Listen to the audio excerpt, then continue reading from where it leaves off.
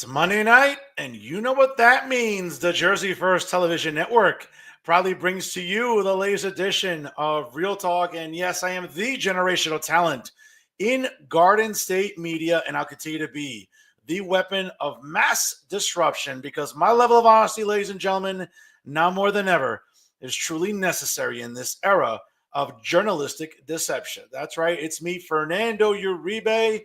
Folks, I hope you're having a wonderful Monday, wonderful weather. Obviously, as we spring forward with daylight savings time, yes, it sucks losing that hour of sleep, but you know what? It's nice and sunny after 7 o'clock, so not necessarily a bad thing. So again, I want to thank you all for joining us here on this, the 10th of March, as we continue along. And obviously, I want to thank you all for tuning in from wherever and however you may be doing so right now on Facebook Live via StreamYard, also on the Jersey First YouTube page, as well as also on LinkedIn, Instagram, and X. Folks, I can't say enough really how privileged I am to be part of your Monday night viewing. And again, if you haven't done so already, what are you waiting for? Drop us a like on Facebook, of course, Real Talk with Fernando Uribe and Jersey First TV. Of course, also don't forget to follow us on Instagram and X. For all you that love to subscribe on YouTube. And guess what? Like, comment, and share, and you'll be automatically notified of all the great content we bring you every single week here on the Jersey First Television Network. And of course, whether you get your podcast on Spotify or SoundCloud, download Jersey First and take it with you anywhere at any time. Of course, whether it's getting a little bit warmer, you're walking your dog, maybe you're doing grocery shopping, you're going for a run, whatever it is you're doing, maybe you're just going for a power walk. Folks, you have your smartphone in your hand most likely. Take Jersey First TV with you anywhere at any time. And folks, I can't say enough what a privilege it is to be on the dream team of Garden State Media. That's right. It is Jersey First TV, always educating and empowering the residents here in our great state of New Jersey. Brand new episodes of the Nader Narrative premiere every Thursday with my amazing tag team partner, the outstanding Elizabeth Nader. Of course, you can check it out. Check your local listings for start times on Thursdays. And of course, you can check out brand new episodes live every Monday night. Check your local listings of Real Talk right here with Fernando Uribe on Jersey First TV. Folks, you want to stick around? A jam-packed show, a double main event this evening, and of course, a lot to talk about during Final Thoughts. As we all know, over the weekend, we got to celebrate International Women's Day, and yes, folks, it's a little, just trying to be funny, so chill out for anyone, getting triggered at home. I'm going to talk to you about why International Women's Day was kind of polarizing, and you'll learn why at some of the rallies I saw over this weekend, so I'll talk about that also. And folks, during Final Thoughts, I'm also going to tell you about who's doing you a disservice in Garden State media on a regular basis. And of course, it is Uncle Dave, David Cruz with NJ Spotlight News. And of course, some of the journalists or lack thereof that he has on a regular basis, of course. And, when we think about lazy journalism in New Jersey, we think about Uncle Dave, but we also think about this photogenic guy, the resident pothead in New Jersey media, Matt Friedman. And we'll discuss a little bit more during Final Thoughts why these types are so insufferable in today's media landscape here in the state of New Jersey. So you definitely want to stick around for Final Thoughts. Folks, again, like, comment, and share tonight's episode. Drop a question in the comments if you can. I'll be sure to take some questions tonight from you, my loyal viewing audience. Of course, it's a double main event, so you want to stick around for that. And a little bit of a longer show, but trust me, ladies and gentlemen, it'll be all worth it to you. And of course, it is 2025. We went from one election cycle to another. And of course, here in New Jersey, the gubernatorial race really is at the top of the ballot, as well as the legislative races. Obviously, all 80 assembly seats are up for grabs. But folks, a lot of very important and pertinent municipal races all throughout the state, all throughout all 21 counties in New Jersey. But you know what? In the capital of politics in New Jersey, it's always in Hudson County. And coincidentally, we have mayoral and council races in both Hoboken and Jersey City. So a lot to cover during this election cycle. And why not get to it right now, folks? First half of tonight's double main event. He is the distinguished candidate running in Ward C, which is pretty much like the Journal Square area of Jersey City. Folks, he's a big fan of the show. I'm a big fan of him. Ladies and gentlemen, join us live here tonight for the first time on Real Talk. It's Tom Zuppa here on Jersey First TV. Tom, how are you? Doing well, Fernando. Thanks for having me. Good to have you on here. And Tom, once again, how's married life, brother? It's doing all right. As you alluded to, my wife and I got married in June of 2023. So we're coming up on 2 years, and she's very supportive of everything we do. So I'm grateful of that. Hey, listen, you always need that partner that has your back, man, especially when you're running for office. That's for sure. And she loves to travel too, so that's helpful. Yeah, exactly. Yeah. It's not a lot of real estate to cover, right? As they say. But let's get right to it here. Tom, obviously, you're seasoned in this. You've run before in Ward C. Great campaign. I know I'd spoken to you. I interviewed you on my other podcast some time ago. And certainly, listen, back in 2021, a lot of people came up to me and said, hey, listen, Tom didn't get across that finish line, but this is a guy to watch in Jersey City for years to come. And when I would say that to people, be like, really, Fernando, you think so? I said, I know so. And that's not me being clairvoyant, because if I was clairvoyant, I would have won the Powerball on Saturday, but that's another conversation. But I'm sticking to my guns on this. You're a guy on the rise. Your political capital has grown exponentially since 2021, not just with the creation of your civic association, but you have remained in the community. People sometimes run for office and then just disappear from the political radar. That's not been the case with you. What were some of the driving factors for you to run now in 2025? Yeah, no, I appreciate that. And the foundation in the last campaign was community first, and really focusing on what would make the lives of our residents better. And it's not hard to see that in so many races, you notice that a lot of attention is paid to senior citizens, families, children, and families in minority communities around election time. But then election passes, and then whatever promises were made turn out to be empty promises, and the services all of a sudden don't appear in those neighborhoods. So what you alluded to with the Civic Association was it was a promise made during that 2021 campaign when we were giving out backpacks in the public housing sites in Journal Square. And we were taking names and ages of children to come back in December to give toys. And someone asked me, well, what happens if you don't win? Which obviously I didn't. And I said, well, we'll be here no matter what. It's not about winning or losing an election. It's not about politics. It's about doing what's right for the community. We went back that holiday season and gave toys out across the public housing sites in Journal Square and Ward C. And that promise was the foundation for the Tom Zuppa Civic Association, where I say we have a great board, which runs independently of me operating the association, so I can keep my politics and community work separate. But we, as a group, focus on senior citizens, families, children in need, advocating for, and providing those services. When we think about community first, and listen, it's a catchphrase that I think a lot of people try to adopt for different reasons, right? Whether politically, philanthropically, whatever. But you've been consistent about it. Obviously, you didn't feel deterred. I mean, like anything else, right? You lose an election, it's deflating, no question. And I would argue from people I talk to, insiders, not just in Hudson County, but nearby, that we're following these races in Jersey City 4 years ago. They looked at it as like, hey, listen, that's a guy you wouldn't even know lost. That's a guy who got back on the horse, got back in the community again, and went and kept talking to residents. And I think that's something that's really commendable when it comes to campaigning, because like anything else, man, we learn a lot more through our losses than our wins. And I'm a big sports fan, and I think you'll appreciate this analogy. I mean, listen, it's great to win championships, but when you go to the finals and you lose, that's just as valuable an experience as actually going to the finals and winning a championship. So I look at it as a learning curve for you. Did you feel that way as well? Yeah, obviously I learned that it's a feeling I don't want to feel again.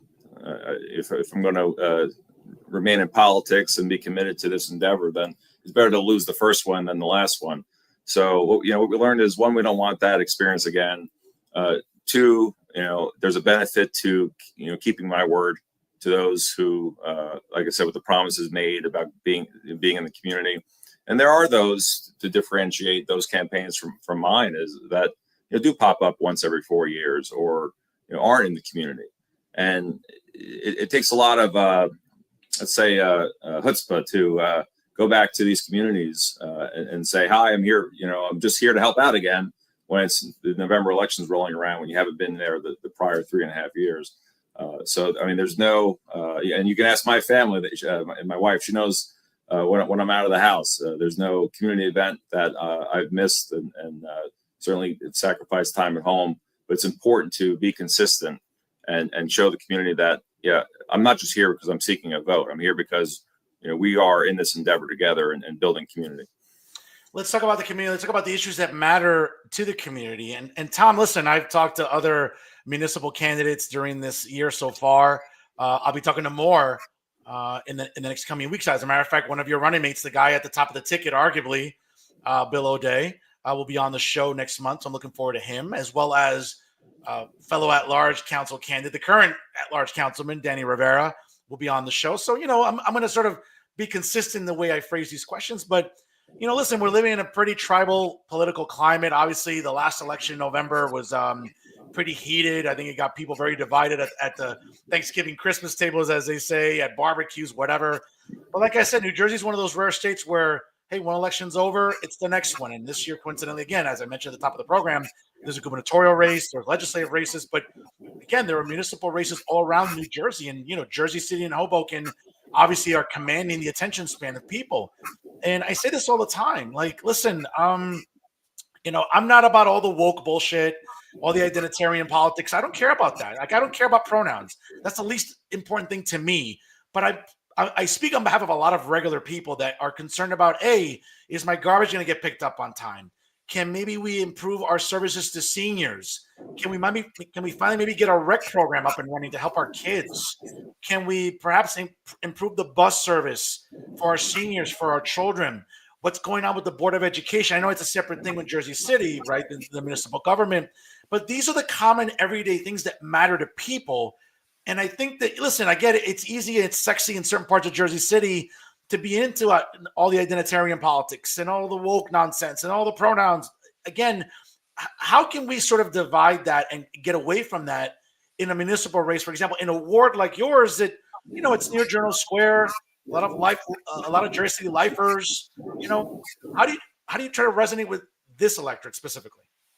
Well, a couple points on that. So, I'm angry. There's no doubt I'm a Democrat. I'm angry with the November election and hope for better going forward. But you have to do something other than just being angry. So I'm taking that anger and directing it towards doing good in the community here in Jersey City.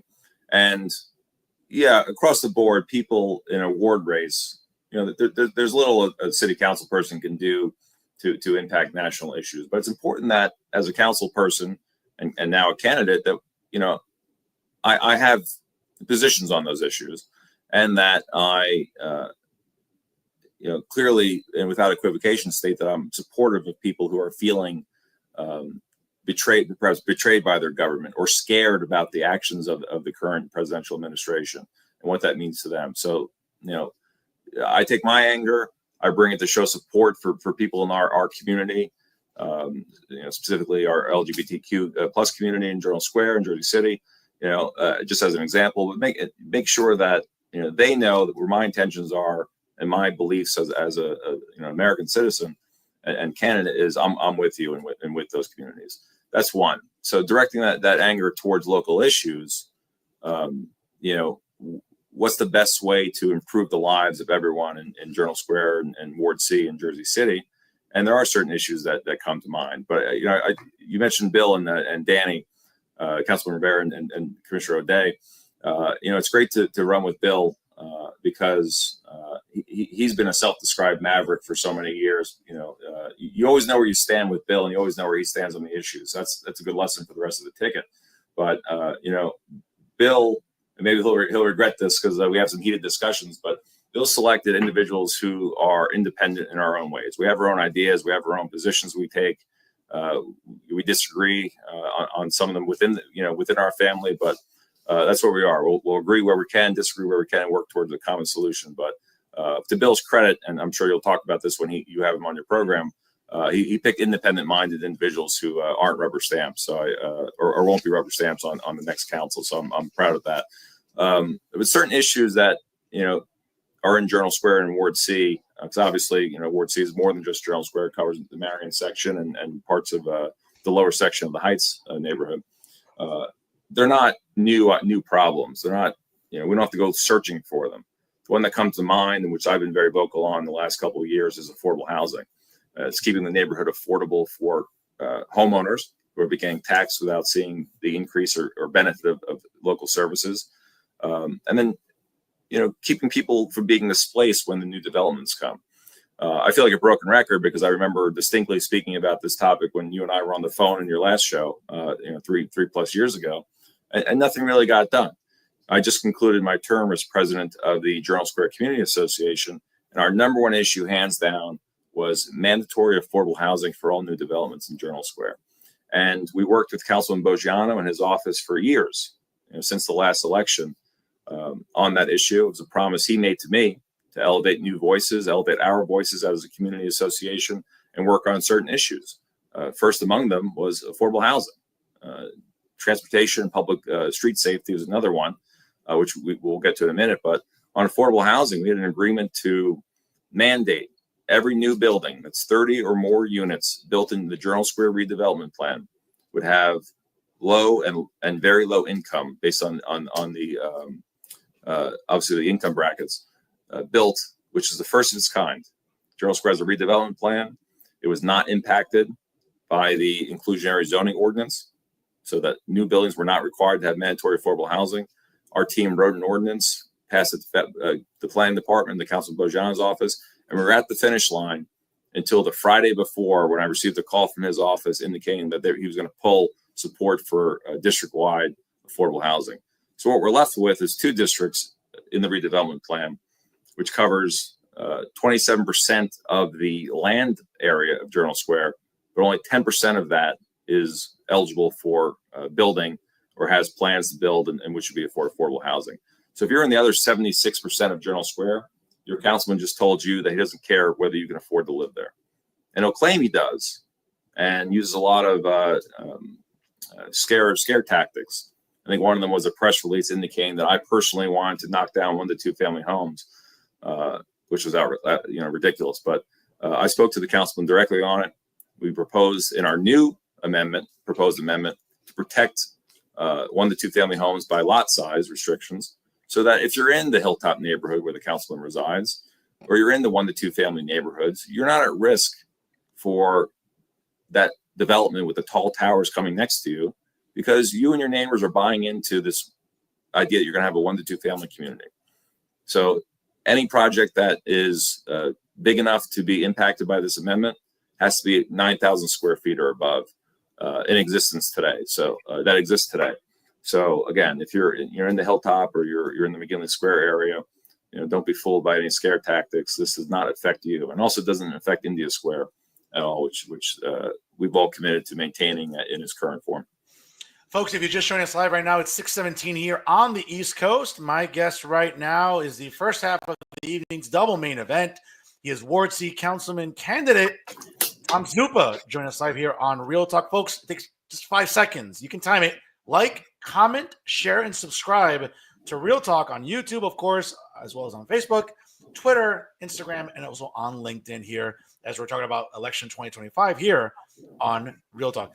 Tom, you've mentioned about having conversations with the current councilman. Listen, he's one of those, as they say, the lions that's been in the trenches for years.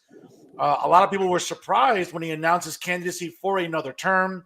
We know that obviously he was sort of a benchmark of the current administration under Mayor Fulop. Certainly, he's running with former Governor Jim McGreevey on that ticket. A lot of people have said to me, "Hey, listen, he's got name recognition. Yes, the years have gone by, but he seems to still be in touch with his constituents." That's what I hear, but I also hear some whispers that he is not in touch with his constituents in Ward C. Let's try to separate fact from fiction on that one, can we? Sure, it's probably somewhere in the middle. So when I learned, working closer with Councilman Boggiano after the last election to almost the summer when we fell apart on affordable housing, was that he is respected by the communities in Journal Square and in Ward C. Long-term residents obviously know him, and he has that name recognition. Some of our religious communities, at the mosque and the Egyptian community, both Muslim and Coptic Christian communities, he's well known. But that's not to say that I think he can expect that they'll vote for him going forward, because like anyone else, you have to show results. And now after 12 years in office, we're still fighting over affordable housing. The streets are dirty, and I say this with the utmost respect for someone who served his country and serves his community, but he's the best complainer in town. Often I'm told that he comments on Facebook and social media as if he's a constituent complaining. All right, and he'll post pictures of garbage. Well, call the appropriate party, get the garbage fixed or cleaned up. If that doesn't work, go pick it up yourself, which is what I do. We've done that over the last 4+ years. When the corners were covered in ice and snow, our volunteers went and shoveled them. We did that on Kennedy Boulevard in the Heights, and we did it in Journal Square outside what is now the one Journal Square property built by the Charlie Kushner side of that family. I've organized neighborhood cleanups consistently for the last 4 years. At some point, what I think Rich was appreciated for in the community, which was advocating, now falls flat. I mean, at some point, if you appreciate that he throws punches, you got to land some of these punches. He missed on affordable housing. He's missing on pedestrian and cyclist safety in Journal Square. Tragically, I actually learned before we went on air that a pedestrian was hit and killed this morning on Sip and Summit, which is a road so many of us travel on daily, and he's not committed to really making those positive changes. And I don't think there's a more of a I don't want to say a regret. It's more of the guy gave me his word when I endorsed him in 2021 over our third challenger, that he was going to elevate new voices. He was going to work on affordability with us. He was going to work on street safety, and he flat out didn't keep his word. And I've heard since that he gave his word to members of the community that he was not going to run again, and he went back on that word too. And I asked him directly, and he said, "Well, McGreevy convinced me to run," which is about as troubling of a thing as you can hear. That a mayoral candidate with his own known history, which I won't need to get into here, but history with some people that are developing in Journal Square. The last thing you want to hear is that the councilman who gave his word to so many people that he wasn't going to run, he was going to work on local issues with the local community association, was swayed by that candidate asking him to run. So it is what it is. The voters are going to decide in November, but we're going to make a strong case for our campaign, in Ward C and for Team O'Day, that we're the right choice. And you mentioned Journal Square, and we talked about it off the air before we went live this evening. It's like, I'm a lifelong Hudson County resident. I've driven up and down Kennedy Boulevard from Hudson County Park, James J. Braddock Park in North Bergen, all the way down Kennedy to the tip of Bayonne, as they say. So I've driven through it all. And it's really kind of, I can't even think of the right word. And I pride myself on having a really good vocabulary counselor. But, I drive through Journal Square, and I just feel like I'm driving through Gotham City. It's like I'm looking at Wayne Tower. It's unrecognizable driving through Journal Square. And I look at that optic, and the first thing that comes to mind is, my God, for lifers in Jersey City and the nearby area and neighborhoods, it has to be demoralizing to see that, because it's a staunch reminder that Jersey City is becoming unaffordable. Now, again, I don't want to sort of pile on the current mayor and the gubernatorial candidate, but I think that, something has to be said about that optic that is very painful for a lot of Jersey City residents that have said, hey, maybe I can't afford to stay here any longer. I might have to move up north into the Heights, maybe into Union City, Weehawken, West New York, North Bergen collectively, or even maybe move south into Bayonne. How are you when you're going door to door and talking to residents? What are you hearing, and what's the best rebuttal that you've come up with to tell residents, like, hey, listen, I get it. It looks like unattainable right now, but if you vote for me, or at least have confidence in me, I can be a voice in the city council that can maybe try to your point, push affordability. But maybe can we put the genie back in the bottle at this point, though? No, I don't think you can. And Mayor Fulop has been vocal on his his term, his record on affordable housing. I believe I got a mailer about it not too long ago.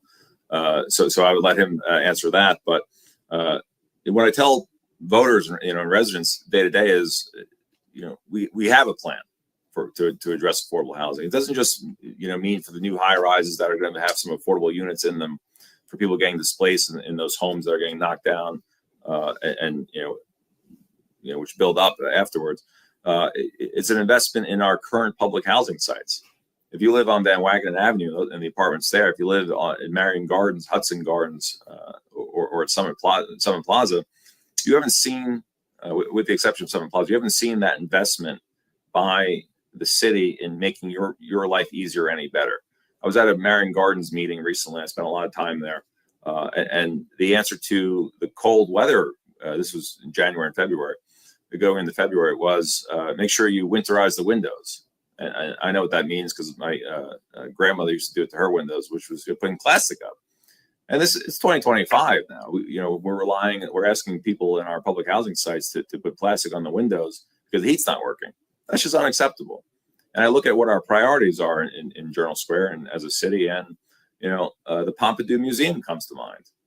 I hosted the one public meeting that was that the mayor had. He stayed for 4 hours answering questions and a lot of angry people, but to his credit, he did that. But I'm trying to weigh and make it sense. On the one hand, an idea that is unique. It's transformative. It could be transformative to the neighborhood, but the city council has no idea how much it's going to cost.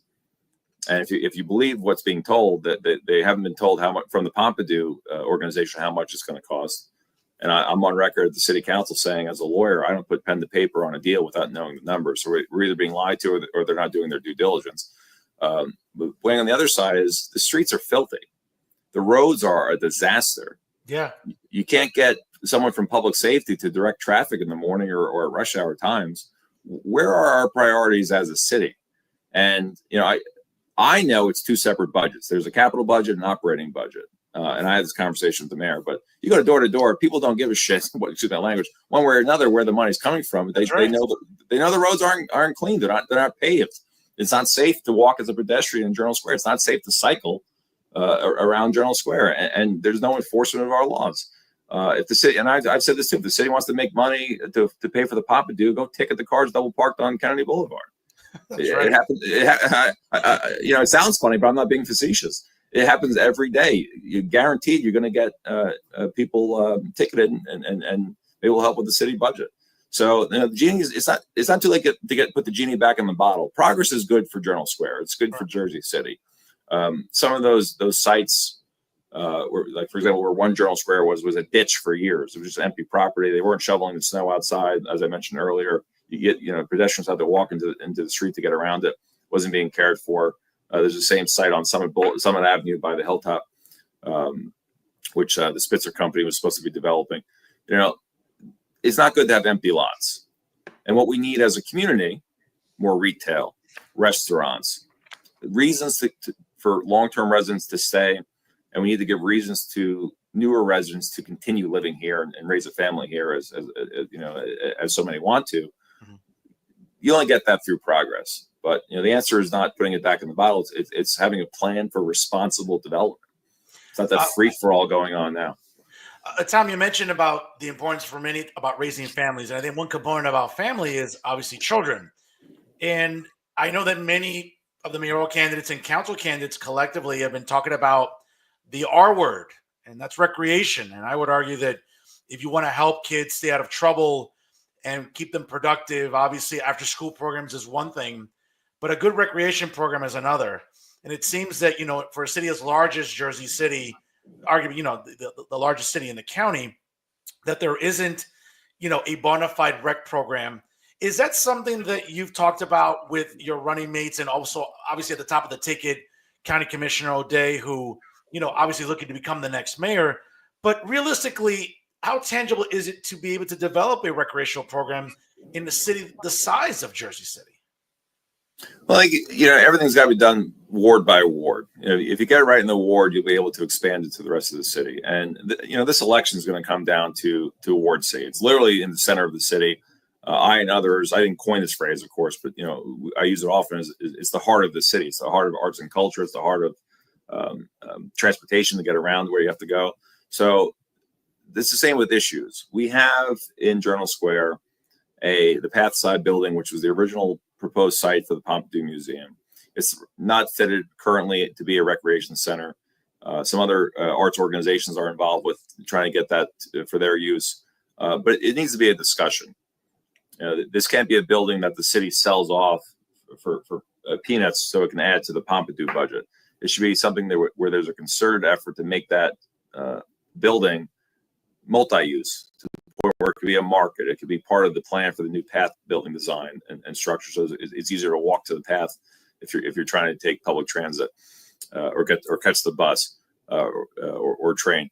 It could be a recreation center. There's so many options where we need to have those discussions now at the end of this administration going into the next one.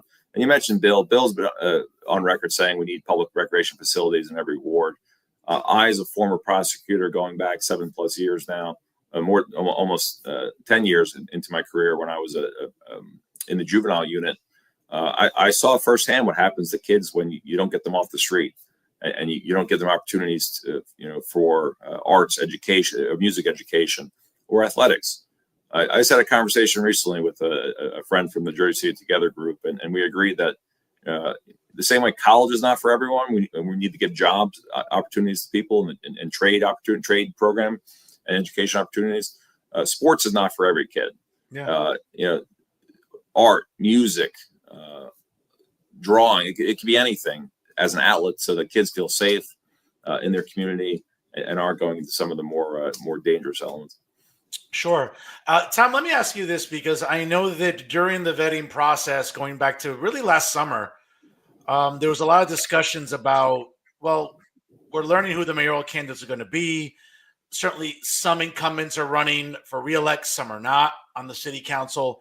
Having said that, I had heard it from a lot of people, operatives, insiders alike, that said to me, hey, one of the more interesting, and you're a sports fan, so I think you'll appreciate this terminology a little bit. One of the interesting free agents during this election cycle and about who's going to run with who, your name came up consistently every single time. In every dive bar I went to, every cocktail party, every mixer that I was invited to, or I just invited myself, people would be like, hey, it almost felt like I was getting quizzed every time I went to these events. Hey, what do you think about so-and-so? What do you think about so-and-so? What do you think about so-and-so? And I can tell you wholeheartedly, because I have no reason to lie, you can find this out on your own by talking to certain people. They said, hey, who's the most attractive candidate right now that hasn't been selected yet on a ticket? Who do you think who's a wild card that you think maybe tips the scale for a ticket one more than the other? And I got to tell you, I said it consistently. Not just because, listen, it's me sticking up for a fellow handsome man like yourself. But I said it also. I said, listen, watch out for Tommy. Watch out for Tommy. That's a guy whose capital has risen. I'm telling you, someone's going to jump on him quick. I don't know who it is. I have my suspicions. But be careful with Tommy. That's a guy that, you want to land him on a ticket quick, because it could really tip the scales for that ticket in one way or another. And I was very transparent about that. I didn't say that for everybody. I said it for only maybe not even a handful of people. But I said that about you, though. What were the discussions like with you and Bill eventually, as you made a decision to join his ticket? Because I'm sure you were vetted by everybody. I'm sure there was a process of like, well, listen, I like Tom. Tom checks off a lot of boxes. But ultimately, what drove you to run with Bill O'Day as opposed to former Governor McGreevey, current councilman in Ward E, James Solomon, or even former Board of Jersey City Board of Education trustee, President Musa Ali? Yeah, and don't forget Council President Joyce Waterman. She, excuse me, yes, of course, yeah, no, Bill and I have known each other, and I volunteered with his civic association going on almost 10 years now, and so there's a track record not only of our relationship, but also I know what he does. There are talkers, and then there are doers in the world, specifically the world of politics. And Bill's a doer, and that I like to think I am as well. Talk is cheap, and I've seen firsthand the residents who Bill has helped, and I've modeled my civic association off the South Hudson Civic Association, because it's not just about giving turkeys and meals to seniors. That's important, because a lot of residents we give meals to may not have one, coming as frequently as the rest of us do. And we need to be aware of that. But it's not just about that. The number one issue I hear when I go into our senior buildings in Journal Square and throughout the ward, there's a fear of losing, being priced out. There's a fear of not having housing. And those are the calls I make to the housing department weekly, making sure residents are taken care of. And one of the benefits to being a lawyer, of course, is I can give pro bono legal advice, and something I do through the association. For tenants who are being squeezed by their landlords. I do a lot of know your rights seminars, virtually or one-on-one, getting information out. I do a lot of referrals to the great programs at the Northeast Legal Services, and then the Waterfront Project, which do pro bono legal assistance for tenants. But I've seen firsthand the work being done, and so when Bill and I started having those conversations, which seemed a long time ago, probably wasn't that long ago, it was an easier choice. I have a tremendous amount of respect for the other candidates you mentioned, specifically Councilman Solomon. He's doing a lot of great work downtown. But when I look at the fighting the good fight, fighting the machine, fighting progressive policies, Bill even calls himself, I think he was one of the first progressives in Hudson County, and he took positions that were unpopular with other county officials, like when Bill voted against renewing the ICE contract at the Hudson County Jail. He took a lot of heat for that from his his colleagues, but he was right, and Bill will do what's right, and that's something I try to model as well. Folks, again, if you're just joining us live right now, it's 6:34 here on the East Coast. The evening's first half of the double main event is Tom Zuppa. He's a council candidate in Ward C, running this year in Jersey City on the Bill O'Day council ticket. Tom, real quick, what the websites or social media handles for your campaign? Yes, so social media is Tom Zuppa, Zuppa JC. The website will be up shortly with our policy positions. It's votezuppa.com. And on Facebook, it's Zuppa for Ward C Council. All right. Just want to make sure I got those out there. Tom, it's interesting because for many, many years, we would see municipal elections always in May. And obviously now for the last few cycles, it's in November. It's my understanding, I think in 2029, that in Jersey City, it reverts back to municipal elections in May, which I think is a good thing, right? I mean, coming up later this year, and shout out to, and my heart goes out to Junior Maldonado. I mean, this ballot's going to look like a scroll out of something like, I don't know, like one of my papers in grad school, or like Lord of the Rings or something. Like it's going to look like a tablet almost. And I would argue that yes, it's you want to maximize turnout, but it can be overwhelming. Especially again, we have a gubernatorial race that no doubt is going to be very heated. Democrats are kind of on their heels after what happened last November. We're going to see what happens, coming up in the primary on June 10th. Subsequently, who become the two candidates running for the Democrat Party and the Republican Party in November. You have all 80 assembly seats up for grabs. You have some very, you have a little bit of a civil war among Democrats in Hudson County right now going into June 10th in the primary. And then, of course, you have, county races and you have municipal races, statewide. So it becomes a very cluttered ballot. There's no county line, which I would argue I think is a good thing. I think we want to give people as much of an ample opportunity to run and not feel disenfranchised, which many people thought that's what the line represented. When you're talking to residents right now, door to door, are you hearing any concerns about, well, man, this ballot might just look overwhelming. I might just get tired walking to the voting booth and like kind of looking up and down, across, left, right, up, down. What are you hearing from people you're talking to in the ward that as you're knocking door to door, that maybe you're concerned about what this ballot might look like? Concern too, for not only for the residents but also candidate, is making sure our message doesn't get lost in the shuffle. For the first time in quite a while, there are contested assembly races, in the June primary, which are rightfully taking a lot of the attention, for voters now, and it should be that way. We're not going to stop campaigning. We want our messaging for the ward in Jersey City to be out there. But it's important that the assembly candidates have their time to put out their policy positions and not confuse voters by what's going on later in November. I mentioned my website again, which will be up shortly. We're going to have detailed policy positions on everything I stand for, not just something I've written, but consulted with people in the community who are passionate about those issues, and some of them experts on those issues.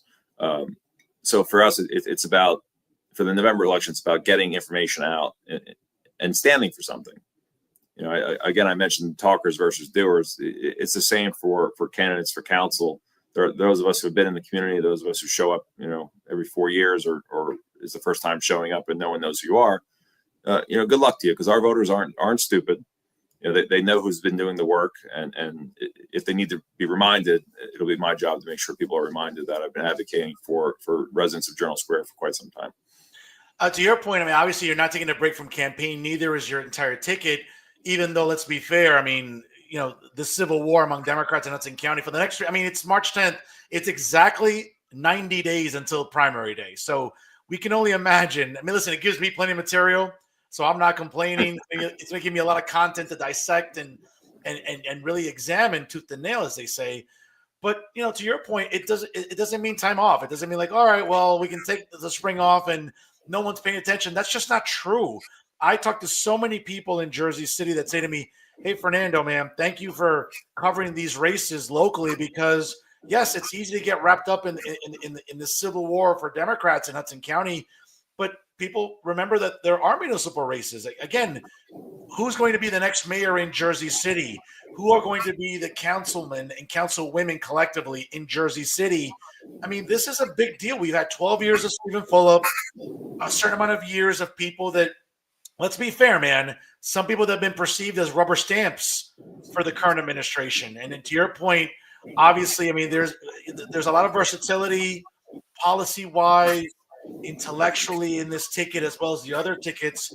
I think the last thing people want to hear is rubber stamp for anything when it comes to these municipal races. Is that fair to say?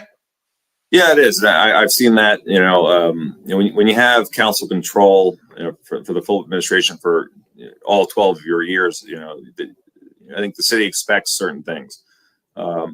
Not to harp on the Pompidou issue, but when I went to the city council, I said to the council members, I can count to 5. I know which 5 of you are voting which way because, one, I pay attention, and not just, I'm not accusing anyone of being a rubber stamp, but, you can look at voting patterns and know where they stand on a particular issue. But for the first time, we're going to have change in Jersey City. And you asked earlier why I went with Bill O'Day, and that's one of the reasons. We're going to have tremendous challenges. Specifically with the budget in the city, and we're going to have to fix that. And Bill's got a mind to do so. And he's someone who, again, like myself, you may not like everything I have to say, but you can trust that I believe in it and it's genuine. One of the mistakes I made in the last election was trying to be too perfect in what I was saying. I meant what I said, but trying to make it sound too political or said the right way. So we're gonna fix that this time. And what makes me in the courtroom, with my friends and family and out in the community is I say what I mean and mean what I say. So you're going to see a little more fun coming out this campaign for me. But again, to get your point, we need to drive election in Jersey City. Drive turnout in Jersey City. Ward C has 44,000 or so residents. I think the last election, 39,000 or so were registered to vote, and 4,900, touching on 5,000 voted for their council person. You mentioned the Hudson County Civil War. When powerful people fight, the only people that get left behind are the residents. And Bill's campaign slogan is "Our City, Our Choice," and that originated. I don't have to tell you, but to some of the listeners who maybe don't know. Originated because a lot of the politicians from outside the city, even outside the county, were endorsing former Governor McGreevey.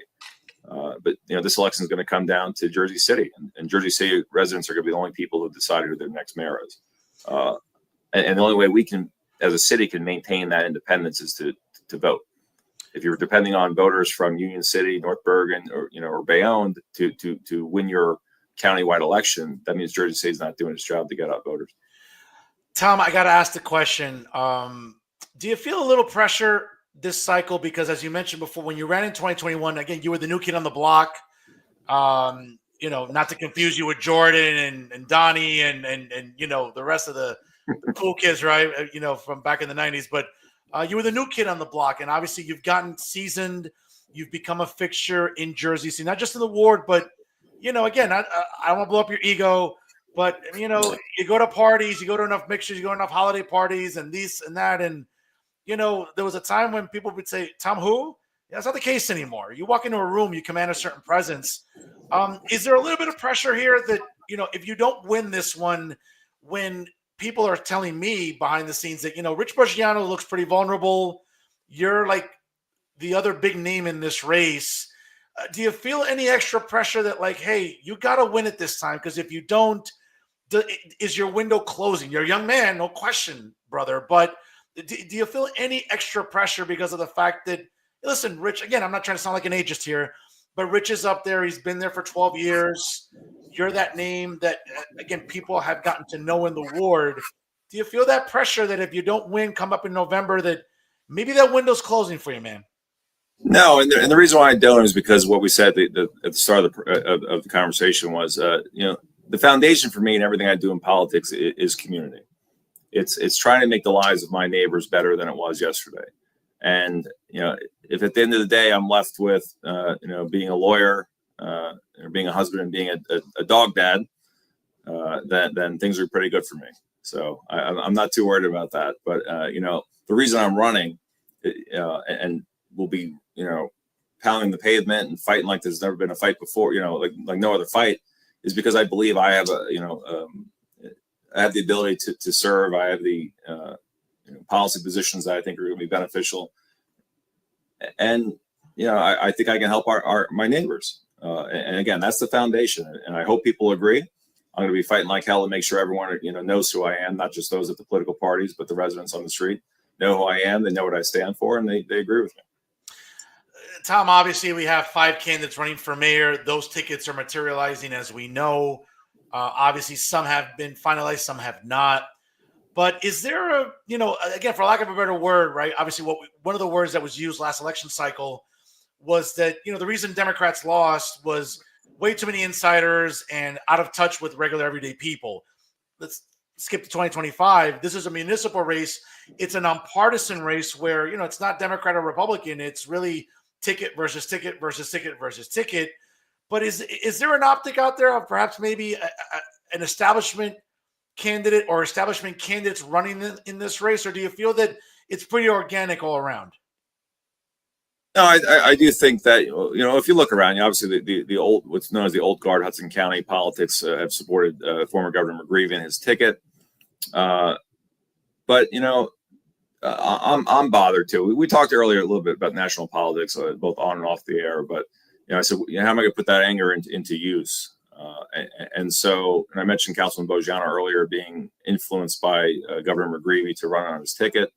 And I'm stuck with this image of Councilman Boggiano's emblem, his logo. It says "Authentic Jersey City," and there's nothing less authentic than taking $26,000 into the team account from Charlie Kushner, which is a huge problem for me and so many other residents in Jersey City and Journal Square, because not because they're developing in Journal Square without giving any affordable units, but at some point you got to learn your lesson, right?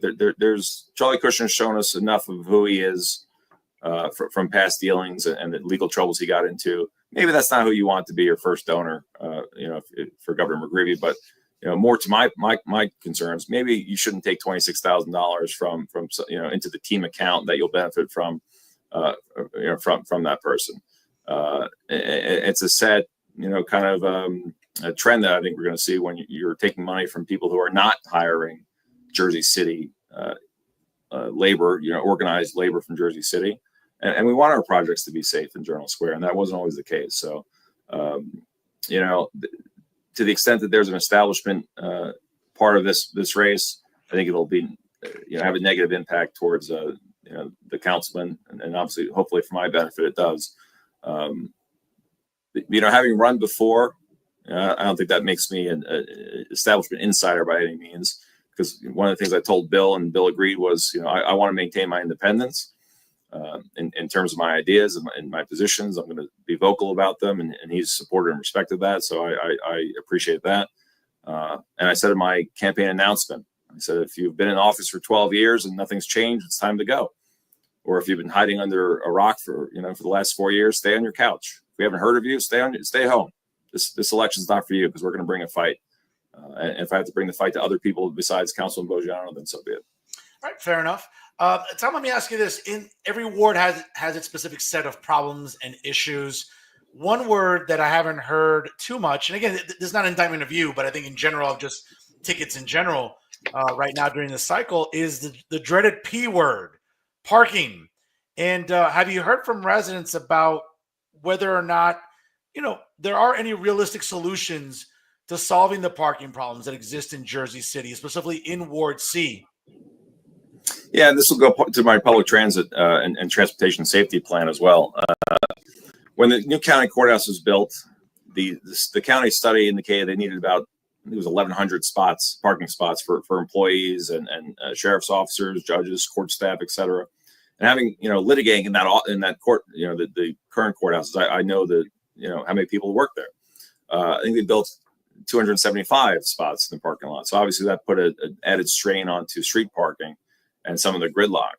But, you can't be for getting from point A to point B quicker. I want to make sure you can get there safer, but for the proponents of getting there quicker, you can't be in favor of that and then, be against increasing public transit options, whether it's a bus rapid transit lane on Kennedy Boulevard, working with PATH to improve service. We have bike lanes in Journal Square, and there's fights over whether they should have been there or adding to them. But if you're worried about people cycling on the sidewalk, you got to get them somewhere safe. And riding on our streets now is not safe. So you need to get them into a bike lane, and that's so that all this the influx of people, thousands of people moving into these new units, don't bring their car. We need to encourage them to take public transit or ride or use a scooter or other non-vehicular, automobile sources of getting around. The same thing is with actually here's the biggest irony of the night. So again, Councilman Bojan is opposing our newest proposal to add affordable housing, and one thing that the planning department added against the JSQCA's wishes, but that the councilman asked for was mandating new park or giving a parking option, a parking bonus for new buildings. So if you build, extra stories of parking in your building, you get extra floors of housing. What the council is going to be asking the council to do on Wednesday is to pull that study and that amendment, so that even parking, which so many people have been asking for, that have traditionally been supporters of his, he's pulling that, so that's not even an option anymore either. So if you don't want affordable housing, you don't want to fix the parking issues, you don't want to encourage public transit, I'm not really sure what he's going to be standing for. Well, Tom, before I let you go, I feel like I can have you on for 2 hours and we still won't get through everything. So, folks, if you're just joining us live right now, it's 6:53 here on the East Coast. We're about to wrap up shortly here with Ward C council candidate in Jersey City, Tom Zuppa. Obviously here on Real Talk. Folks, like, comment, and share. He's the first half of tonight's double main event. We'll get to the second half in just a few moments. But, Tom, we've been talking to Tom Zuppa, the candidate, the lawyer, the community activist. Let's get to know Tom Zuppa in a lightning round, the guy. Let's get to know this guy in a quick lightning round. So a few topics here. First thing comes to mind, okay? I'm a big sports guy. Maybe you are too. Favorite MLB team? Mets. Okay. How do you feel about Juan Soto, all the additions this offseason? Is it World Series or bust, man, in Queens? It has to be, but thank God that the NL has the DH. I was never a big fan of the DH, but Soto needs to be out of the outfield. Oh, that's right. Yeah, well, listen, it's spring training. I think we can hopefully not sweat, outfield play too much. Okay, Mets, we'll see. NFL.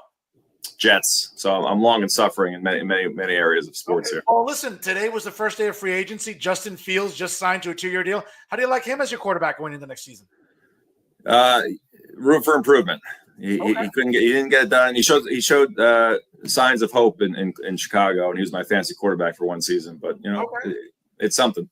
Okay, how do you feel about Aaron Glenn? Jet legend, icon there. How do you feel about him coming home, being the head coach for the I love it. I grew up with Aaron Glenn. In the '98 team. My favorite player was always Wayne Corbett, the receiver. But Aaron Glenn's fantastic. Great player. Yeah, great player. NBA.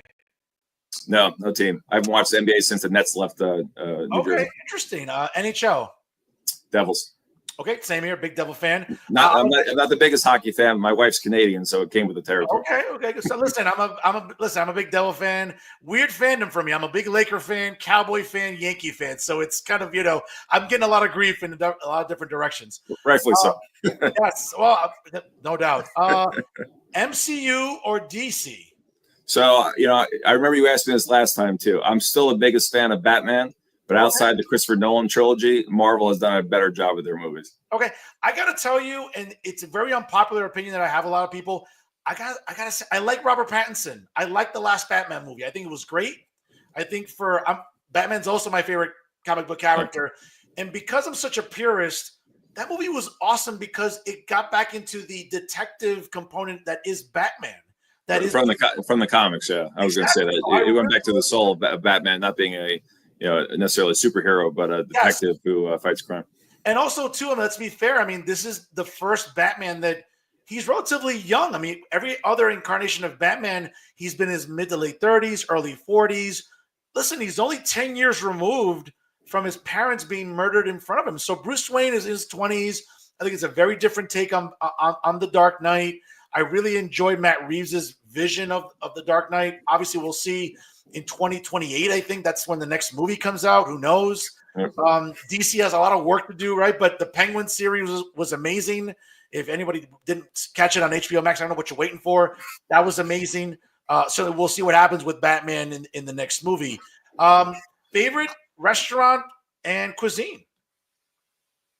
Favorite restaurant in Jersey City is Laco's. Little known fact, my family owned Laco's before it was Laco's. So going back to the 50s and early 60s, well before our time. It was a pizzeria, more of a pizza bar area.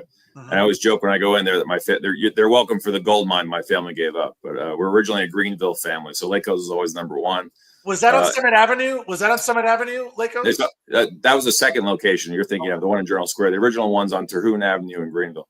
Oh, wow. Okay. When I used to be in, you probably don't remember, I said this to you, but many moons ago when I worked at 595 Newark Avenue as a probation officer, Laco's was one of those nice little spots on Fridays after work there on Summit Avenue. I'll leave it at that. Yeah, and then I love, India Square. I live blocks away, so there's too many good options there to pick just one. But I have to go to my roots. It's Laco's, and can't discount Renato's either or the Bar Gin. But sure, the Italian food, the traditional Italian food options in Jersey City are still top notch. Sure. Last one, favorite American president? Lincoln. Why? That's an easy one. He faced impossible odds, kept the country together the best he could after, obviously, the southern states split apart. And his plan was always for peaceful reconstruction after the war and bringing people together. I think that the biggest loss to the country was not seeing what would have happened with that, and it caused decades of turmoil in the South. Well, again, that's Tom Zuppa, the guy. We've talked to the candidate. We've talked to the attorney. We've talked to the regular, everyday guy in Jersey City. Tom, before I let you go, I want to thank you for your time. Real quick, all the handles and websites for your campaign before we call it a night here. Yep, Instagram's public, Tom Zuppa, ZUPPA-JC. You'll see a lot of pictures of my dog, so I apologize in advance, but I love her. And then us campaigning in the streets. And then, of course, on Facebook, Zuppa for Ward C Council. Tom, it's been a great conversation. You see, listen, I'm a reasonable conservative. I'm a guy that not just a good interviewer, but again, I like having conversations. And it's not really about, I think, party or tribalism. I think it's about issues that affect everyday residents. So again, I think this is why these shows are important, and especially talking to municipal candidates. So I want to thank you for your time. Again, your faith in my brand of journalism, I'm eternally grateful. We'll have you back on later on in the spring and summer since it's a long campaign season. But I'll give you the last word right now here on Real Talk. It's time for change in Ward C and for Jersey City. It's coming. I'm here. I've been here. I'm going to continue to fight for our residents, and I look forward to being the next councilman. All right, folks. He's Tom Zuppa, running in Ward C in Jersey City, folks. We'll continue talking about Jersey City politics here on Jersey First TV. Tom, God bless you, brother. Have a great Easter. Happy Mother's Day to everyone in your family, and we'll talk to you again soon here on Real Talk with Fernando Uribe. You as well. Thanks for having me. Take care, brother. Have a good one. Folks, good stuff there with Ward C Council candidate Tom Zuppa. And again, folks, it's a busy election season. And you know what? We're just about hitting here at the top of the hour, exactly 7 o'clock on the East Coast. And why not keep going here? Again, the second half of tonight's very loaded double main event. He's running for mayor in the Mile Square city of Hoboken, a city I love to visit quite often. A lot of great restaurants. Pier 13 is, pier season right around the corner as it gets warm on Sinatra Drive. I'll be in Hoboken a lot during the summer.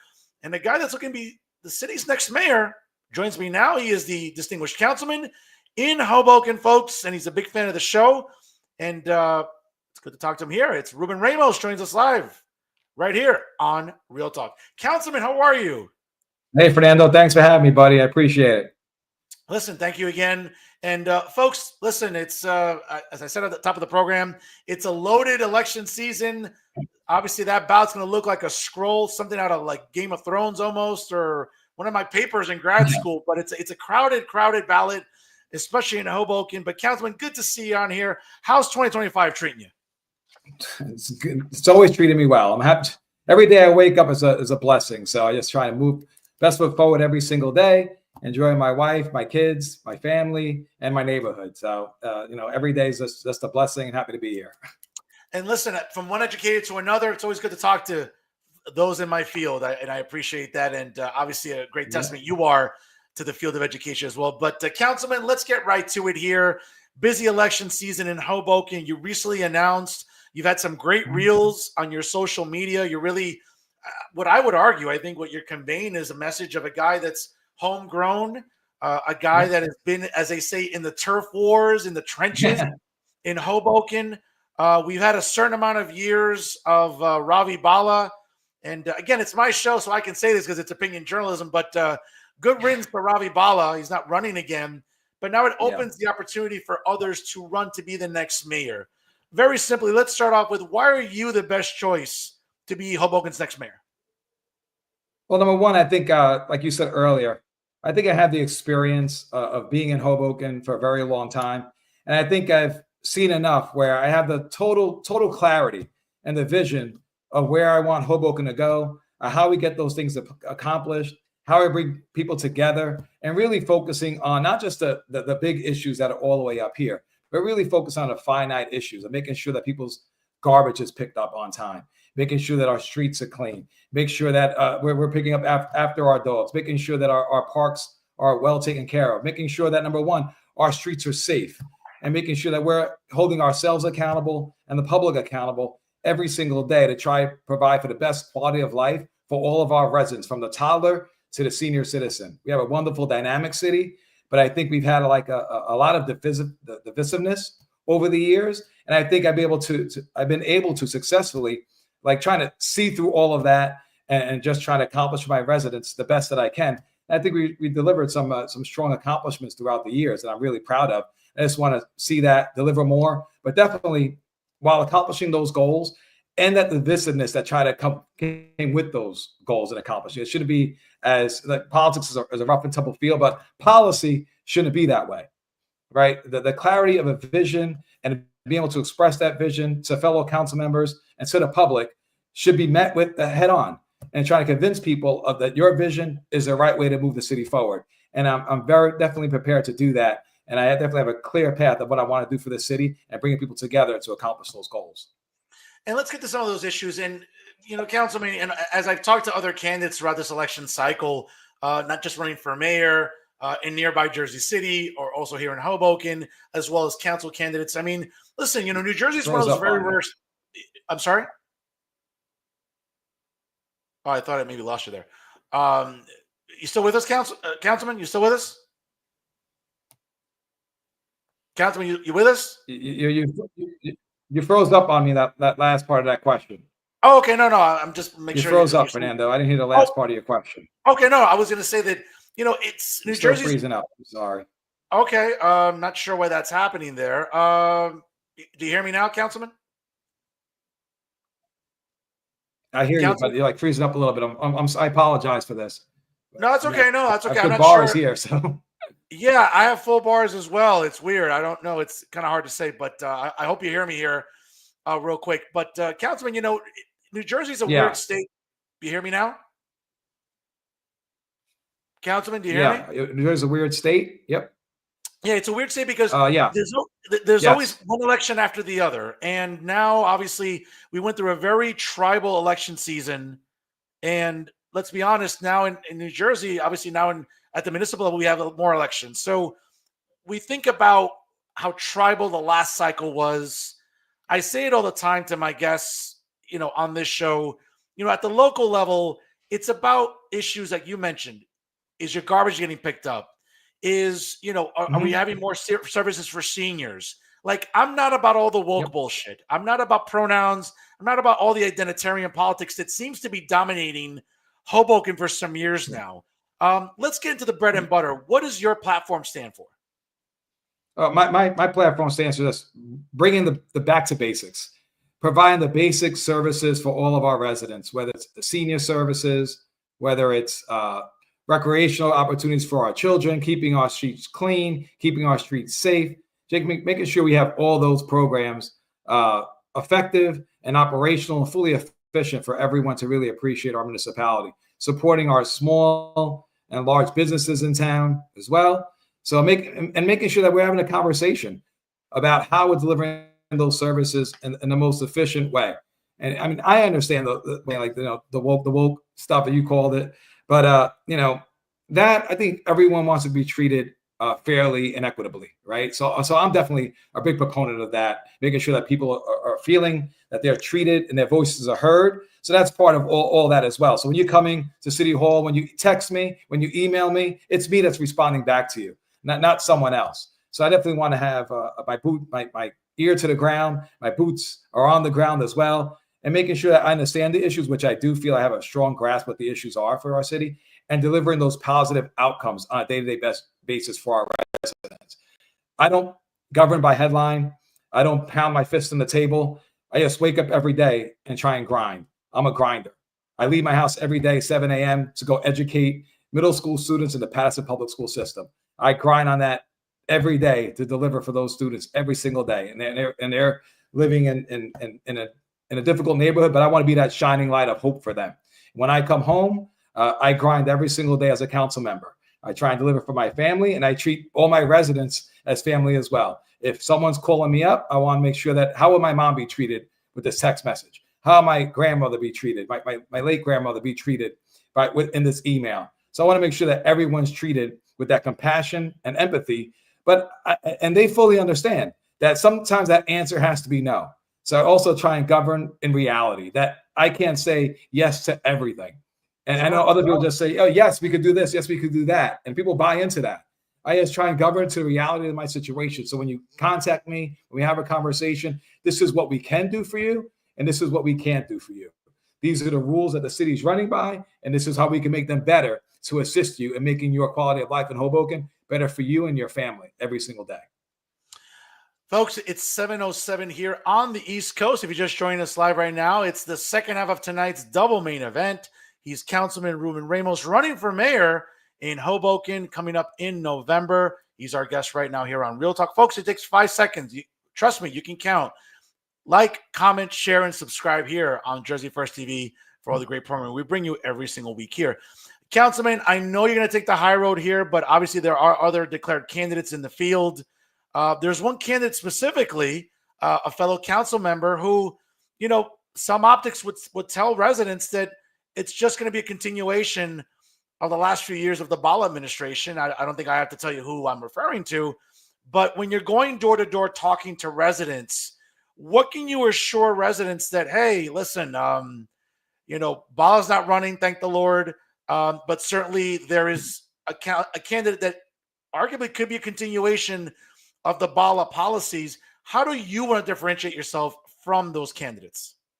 Well, I think I differentiated myself throughout all my years, whether on a city council and whether in the state assembly. I've always been an independent voice, but I've also been a bridge builder and a unifier. When it comes to big issues in town, I think everyone on a city council and residents throughout our city reach out.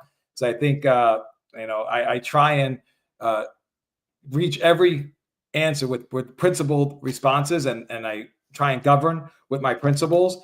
But I don't think that, I think the Bala administration, with some aspects, they've really took their eye off the ball when it comes to delivering the basic needs of what our residents want. They often governed by press releases and Instagram accounts, and I'm not really about that. I think the residents are really frustrated when they've seen those types of things, where they weren't included in all the conversations, where they felt that, when he was looking for higher office or the administration is being a rubber stamp city council members. I never wanted I never conducted myself in that way. If there was an idea, whether it was Mayor Bala's idea, another council member's idea, and I disagreed with it, I would tell them why I disagree with those ideas and try and make those ideas better, if those could improve the residents' quality of life and improve our situation as a city and moving us forward. When I have my own ideas, which I have plenty of them, I would fight to the death, not the death, but to try and not literally the death, but make sure that we have sound support in making my arguments on why I think these ideas are the best to move our city forward. I've always had principled arguments. I'm not a yeller or a screamer or banging my fist on the table kind of person. I'm level-headed. I try and govern with common sense. I've always marketed myself or branded myself as a common sense council person, common sense elected official that can deliver for you on a daily basis. I think we have delivered those positive results. But when there were things that I disagreed with at the council level, I definitely expressed my disagreement, definitely expressed my concerns. So I definitely, there are some aspects, like I try and learn from everyone. Everyone definitely, there's positives in every council member, positives in every person running for mayor, positive things that the past mayor has done that I want to try and build upon. And there's positives that I want to take, that I have as an individual, that I definitely want to see things through. But for more a microscopic, not so much high level, where I see like the mayor and his team, they pretty much try and see things like from high above, and not seeing things from everyone's perspective. This is like a one perspective, and this is the only person where they try to see it. I try to put myself in everyone's shoes, from the 80-year-old trying to cross the street without getting hit by an e-bike, to the mom trying to cross her stroller across the street, for the person looking for parking in our city, for the person looking for a slice of pizza, for the person looking for that a steak at Dino and Harry's. I'm trying representing all those aspects of our city and trying living my life through their lens as I approach every single issue. I think I've been successful at doing that. Fair enough, Councilman. And let's sort of continue on with issues here. And it's a dynamic that affects Hudson County residents all the way down from Bayonne to out west in Kearney and Harrison, all the way north to North Bergen and right in Hoboken. And that's affordability. Certainly, we've seen Hoboken over the years price some lifers out. Is it possible to put the genie back in the bottle at this point when it comes to, we're seeing so much development in Hoboken? Obviously, we've seen it along Sinatra Drive. We've seen it on the waterfront. We've seen it in downtown. But realistically, for your platform, when you talk to residents as you're knocking door to door, I'm sure they're asking about affordability. What is a realistic rebuttal and solution when it comes to addressing the affordability problem in Hoboken? Well, we have the Hoboken Housing Authority Redevelopment Plan is a plan that I've been working on for many years at this point. And we're very close to the finish line in making sure that we provide quality housing for every single housing authority resident without being displaced. And also part of that housing will have workforce housing and market rate housing to make sure that we're creating a more diverse neighborhood in Southwest Hoboken. And I think that alone will create affordable housing opportunities for many residents. We're looking at the substation on Harrison Street, incorporating that with the Housing Authority Redevelopment Plan that will lessen the number of years that plan overall complex will take place, and that will be senior housing. But we have a Western Edge that complex will provide over 300 affordable housing units for our residents, and unfortunately that has been caught up in litigation for a number of years now, and that project will provide funding for veteran housing along Willow Street, which is part of my ward on Willow Avenue, that provide 300 plus affordable housing units for residents of Hoboken as well. So that's thing that were held up. And every redevelopment plan we've done in the city of Hoboken, where the 38 Jackson Street, it's only 110 units, but 10 of those are going to be affordable housing. We have another property across the street from ShopRite that's going to provide another 100 plus affordable housing units in the city of Hoboken. So we have done a job requiring 10% to 20% affordable housing for our new developments. When we have a property taking place on the north end Hoboken redevelopment plan, all those units going in will have 10 to 20% affordable housing within all of those units. So we are providing the Elcor property going up right prime property is going to have affordable housing units. Another property we're talking about now, Garage B, where we're having that discussion now of making that total workforce housing and potentially senior housing. We'll see if we diversify that population there as well. But that also the numbers have to match to try and make that bringing the parking spaces back that our residents desperately need, as well as people coming visiting our businesses, that they have that parking there as well, and trying to make sure that we have affordable housing on that property as well. So we're looking at developing affordable housing on the properties that we own. We're currently doing 30 plus units of senior housing on the corner of 11th and Willow, which we push for that as well. That's outside of my ward. So trying to bring affordable housing throughout the city of Hoboken. I think there's one thing that we've successfully did back in 2005. There's affordable housing on 11th and Adams Street. And if you walk by, you wouldn't know it's there. And it's perfectly mixed in throughout our neighborhood. And that's what we want to do throughout our city. And within all the plans I just named, that's what it's going to look like. You're going to walk by affordable housing, not even know that's there, because we mixed in with market rate housing and workforce housing as well. So I think I'm definitely, one thing we delayed a lot of our redevelopment plans, unfortunately. Like we overthought a lot of the time. Then now caught up in litigation on Western Edge, which for a number of years now, where people could be living in those developments today. But we're still waiting to go on the ground on there. So hopefully we'll get people into those houses sooner rather than later. Councilman, when we think about, obviously you just mentioned about housing and parking, obviously parking remains a serious issue in Hoboken, not just for residents, but also for visitors.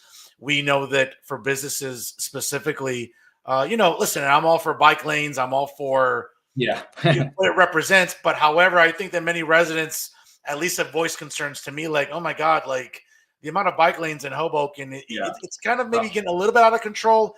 Let's separate fact from fiction on this specific issue, because it seems like this gets people very divided and very tribal in Hoboken. Yeah, I mean, I'm for bike lanes, but where they're appropriate. We adopted a master plan going back to 2003, our original master plan adoption, when we started that process. And so we had bike lanes, a bike circuit going throughout our city, on the perimeter of our city. And I think we're going to get to that when we have the Housing Authority redevelopment, when Western Edge redevelopment happens, when North End redevelopment happens.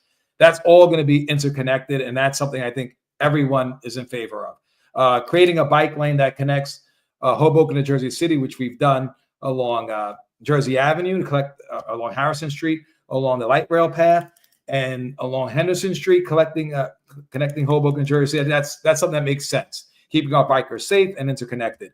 But as far as like having a bike lane down along Jefferson Street or Garden Street, or on our narrower streets of Hoboken, I think it's just a non-starter for me. And I think it doesn't make sense to narrow our streets, and it almost makes people it makes our bikers almost less safe when you're having them right next to the cars and bringing it out further. So I'm definitely opposed to bike lanes on our narrower streets in the city of Hoboken. Definitely in favor of them along the perimeter of our city of Hoboken, and our waterfront has it continuously. Definitely in favor of those locations where they're appropriate and the streets are wide enough to accommodate those with preserving the sight lines for our drivers that keep our pedestrians safe, and making sure that everyone can see our stop signs. Because let's face it, a lot of our bikers, unfortunately, don't follow our safety rules. They don't. They go through red lights. They go through stop signs where our vehicles are stopping at those. We hope, right? At our stop signs, and definitely at our red lights, they are stopping at those. But we have to ensure that our bikers are stopping on those as well. That's why we have our e-delivery bike riders all over our city right now, riding on our sidewalks, making our pedestrians feel less safe. That's why I work with Councilman President Zano to pass the legislation for tests and vests. Unfortunately, that's not being enforced right now. But when I'm mayor, we're definitely going to enforce that, where our riders are wearing our vests so they could be seen at night. We recently had an incident where someone emailed us when someone was hit by a biker, or almost near hit by another biker. But if we were enforcing this program, we would know. I would have vest number 41, and you could see that was riding that bike, and vest number 41. Look out for him next time. That's the person almost hit someone. So we definitely want to see that enforced and other common sense laws enforced. And so what Councilman President Zano talking about now is creating an enforcement agency of the city of Hoboken. I know we have our police feel responsible of doing it. We don't want to put the burden on just our police department. They have a lot of other things to do, but our parking utility and other trained enforcement agents can try and pick up the slack where it's not currently now. It's like almost zero, unfortunately, where that could keep people very safe. I think that's what residents want. If we can't enforce it 7 days a week, maybe we could do it 3 days a week on a more consistent basis, where at least people feel that level of comfort. But right now, I think people feel that level of comfort that they can be safe walking on our sidewalks and our streets with these e-bike riders driving. So do we want to have bike lanes? Yes, but where appropriate. Absolutely. Well said there, Councilman, for sure. Folks, if you're just joining us live right now, it's 7:21 here on the East Coast. My guest right now is Councilman Ruben Ramos. He is running for mayor in Hoboken. He's the second half of tonight's double main event here on Real Talk. Folks, it takes 5 seconds. Trust me, I've actually counted it. Like, comment, and share tonight's episode. And, of course, subscribe to Real Talk via Jersey First TV on YouTube, as well as on Facebook, along with X, Instagram, LinkedIn, and all the other social media platforms. Councilman, for our residents that maybe are tuning in tonight and aren't familiar with sort of like the election cycles in Hoboken, you're running for mayor, but what council seats are up for grabs? Like, will you have a ticket? What does that consist of, sir? Yeah, it's a mayor and 3 council at large representatives, which represent the entire city. We will be running with an entire slate. I was not in favor of moving our elections to November. Back when that happened, when that was a public referendum, I was in favor of keeping our elections in May. And the reason why I was in favor of that, because I think you mentioned it earlier, our local issues are getting caught up in national issues, where I think we definitely have our views at that level. But, you know, we're the issues that you and I are talking about, like affordable housing, like parking, like bike lanes throughout our city, the cleanliness of our city, are not getting, they get a little like lost in the noise of a gubernatorial election or a presidential cycle. They get lost in those conversations. So I was a proponent of keeping our elections in May, so we could have a real dialogue of how are we keeping our streets safe? How are we utilizing your tax dollars? So we could have a real conversation about that without getting lost in all the noise of national elections. But I'm sure many of our residents have passionate issues about that, or passionate views about those issues. But there have been Republicans I've run with on tickets myself that ain't other Republicans. There have been Democrats. I'm a proud Democrat. Well, but Councilman, I'm glad you brought that up, and I'll let you finish though. But you're right, though. I think another component that's really interesting in this election cycle is, you know, it's a nonpartisan race, so it's not Democrat Republican per se, but there is a civil war going on right now among Democrats in Hudson County, and I think that also clouds the attention span too, right? I mean, in the sense that yes, there's a gubernatorial race, there's a primary. I mean, 90 days from now. And our issues and the backwash of that, and I hope issues. I think we're having some difficulties with Councilman Ramos here. Just a moment. I'll try. Councilman, do you hear me? Fernando? Yeah, Councilman, do you hear me? Do you hear me, Councilman? I'm not sure if it's your Wi-Fi or the device. I'm not sure what you're on. I know. I do hear you. Okay. Do you hear me now? I don't know what's going on. I apologize. No, that's okay. My Wi-Fi's pretty good. I hear you. I hear you. Okay. No, what I was saying, it was like, it's, you know, the civil war among Democrats is really also occupying a little bit, though. The oxygen in the room, right? I mean, obviously it's a municipal race, but the local war among Democrats is also, I think. I don't even see you. Now I can see you. Okay. Do you see me now, Councilman? Okay. I see you now. Yes. Okay. As I was saying, like, you know, not just the gubernatorial and the legislative races, but we have a civil war among Democrats in Hudson County. That too has to be maybe problematic for municipal races as well, right? Councilman, do you hear me? It's definitely problematic on a number of fronts, right? I hear. Yes, I hear you. Can you hear me? Yes, I see and hear you. Yes, sir. I hear you. See and hear you. Yeah. Okay. Yeah. It's definitely problematic on a number of levels, because I think if we had elections, standalone Hoboken, get it caught up in this whole county civil war items there. Sorry. Yeah.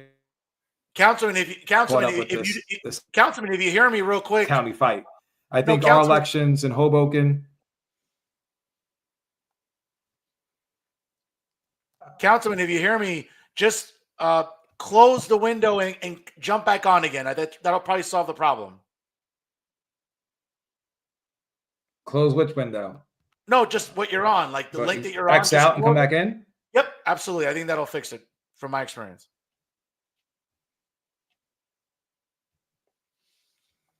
Yeah, close that out and come back in again. Yes. I'll try that. Okay. Yeah. We'll be here. We're not going anywhere. Don't worry. Yeah, just close. Yeah. Better? No, just exit out and then click back on the link again. Just exit out completely and click back in again.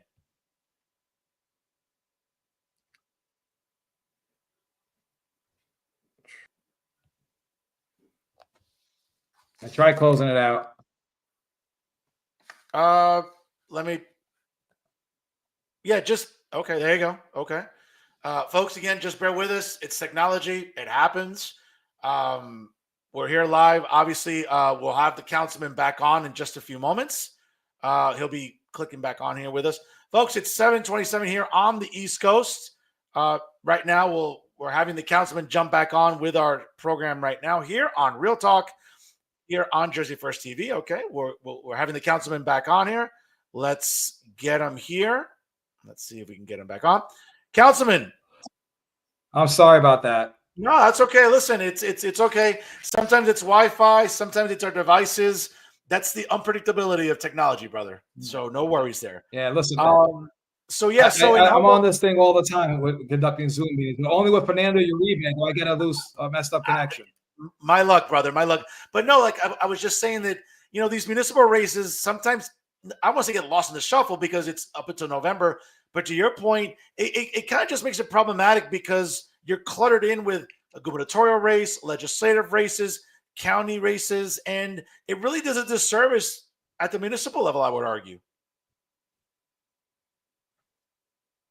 Yeah, it definitely 100% does a disservice on the local voters, understanding what our local issues, what we care about. I think we had a conversation so far, you and I tonight, about parking, affordable housing, bike lanes, public safety, cleaning our streets, and a number of other issues, right? Recreational opportunities for our young kids and our seniors.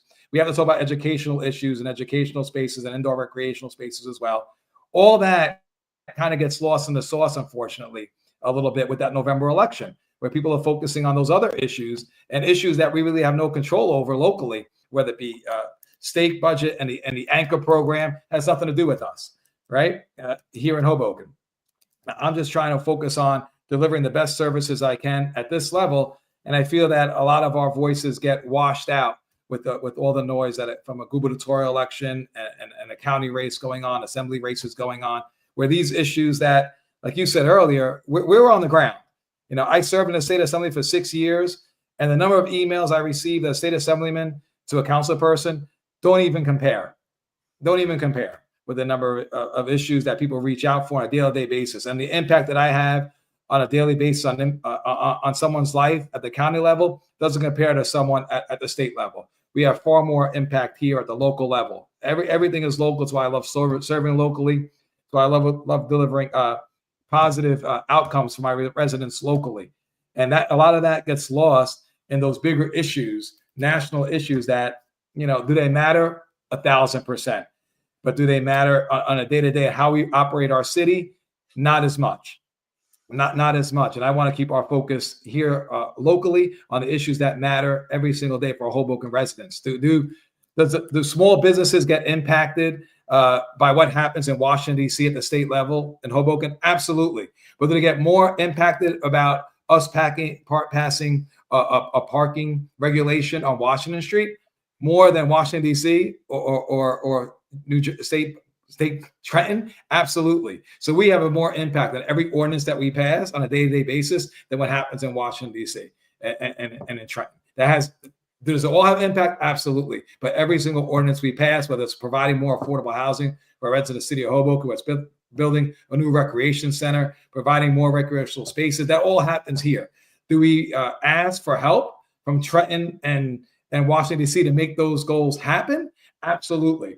But the vision all starts here locally, and we ask for help outside of here to try and make that happen at the county level and other levels, right? We all have to work what I call I love sports, right? And a lot of coaches talk about in their sport organization within their team, they want to have vertical alignment from the top of the coaching staff, from the head coach, all the way down to the water boy. Right? We want to make sure everyone is perfectly aligned to what the vision is for their program. In my case, what my vision is as a city. It's gonna start from the mayor's office and trickle all the way down to all of our employees that are delivering those services for our residents. And I'm going to be held accountable for making sure that our police officers, our firefighters, our municipal workers are delivering for our residents every single day at the local level. And that's not the governor making that phone call. That's going to be the mayor's office making that phone call. That's council members working with that vertical alignment, making that phone call and that unison. And maybe it doesn't have to be unified every single voice, but every single council member is going to get a phone call from me like we do now and talk about every single issue to make sure that we're delivering a positive outcome for our residents. I'm not expecting rubber stamp council people. I don't want to run with council, my own slate. I don't want to run with council people that think exactly the way I think. I want to run with council people that are going to make me a better thinker and see things differently the way I may see them, to make sure my vision is clear on what we have to do to deliver for our resident of Hoboken. Like I said earlier, everyone sees things differently. And I want to see their perspective and how someone on their block in their neighborhood is saying, hey, what you have to do something better over here for them. And how do I do that for them? And that's what I want to make sure that my mayor, when I'm mayor, that's what happens for our residents of Hoboken. I'm thinking not just for myself, but everyone in the city. I'm bringing ideas from everyone. Their ideas are valuable. Their perspectives are valuable. Their opinions matter here. And then it's my job to say, reach out to every single person and see, making sure my vision's clear and making sure that we have that vertical alignment throughout our city. I know you're a big Rutgers fan, so where did I steal that from? That's Greg Schiano. Come on, buddy. Yeah, that's right. That's right. No, that's right. No. Listen, you nailed it. You nailed it, Councilman, on that one. Councilman, let me ask you this, because I know it's an elected school board, but one of the big issues I think that I hear from a lot of Hoboken parents, and certainly whoever the next mayor is, obviously will be working with council people and subsequently with the school board in Hoboken. I mean, I think it's fair to say that Hoboken's in dire need of a new high school, but realistically, can we ever get there? Yes, I think we can get there. And I think not just realistically for new high school, I think all of our schools in Hoboken, they're very dilapidated right now, unfortunately. And they've almost, their past due date has passed. And it's pretty sad that the city of Hoboken, as far as development funding for our schools go, from Trenton, when I did serve in Trenton, they haven't received any dollars since I was in Trenton, the $30 million to then redo Connor School or rehabilitate Connor School, but then they shifted that funding to Demers School. And so that needs to happen. And we need to look in with those zones that we spoke about earlier, those redevelopment zones, and providing for school space and educational spaces. We're currently doing that with the 38 Jackson Street redevelopment plan, where the property owner there and the Board of Education reached out and they said, we have a dire need for space for 3- and 4-year-old program. And we work together. We have public meeting with our community because the community needs to know exactly what we're doing. I don't think we need to do anything in the dark. If we're proud of something, we want everyone to know about it. And so when they approached us, we worked with the developer to see if we could make that 3- and 4-year-old public space work for our neighborhood in Southwest Hoboken that is growing. And ultimately, I think we're going to be able to make that work. We had one public meeting, and at the beginning of that meeting, the public was skeptical about it. But at the end of that meeting, I think they were a little more in favor of how that was going to work out, and more concerned about the traffic and traffic around, how the drop-off was going to look like. So we went to work on that. And this Wednesday, we have a second public meeting. We're going to address those concerns around traffic. And I think they're going to be pretty, I don't want to say impressed, but I think they'll be pretty pleased with the traffic plan that we now have for the 3- and 4-year-old program, although we're expecting most of the students and parents to walk their children to school in that close neighborhood. But we all know if it's raining really hard, a parent's going to get in their car and probably drive their kids to school. And so we need to have a plan for that. And I think we created a plan. We're going to present the plan that I think people are going to be pretty happy with. And so that's just one aspect of it. There are other redevelopment zones where I think we could deliver there as well. And I think we're going to talk about that in the campaign. So I want to give I know I love you to death, Fernando, but I want to give away too much of my secrets here as we move our platform forward and making the presentation of how we can deliver new schools in different parts of Hoboken, new indoor recreation spaces in different parts of Hoboken as well. But so you have me back on your show. We'll talk about those things, right? Oh, listen, absolutely. Again, this is going to be an ongoing cycle here in 2025 because of how important these races are. Another issue, Councilman, I really want to pick your brain about, and it's something that a lot of residents have conveyed to me privately via email, via text, via instant messenger as well, is public safety. There's an optic out there for a lot of residents that Hoboken isn't safe, and we've seen some really unfortunate incidents take place within the last couple of years. Certainly, residents have gone to public safety meetings. They've held the mayor accountable, the chief of police accountable.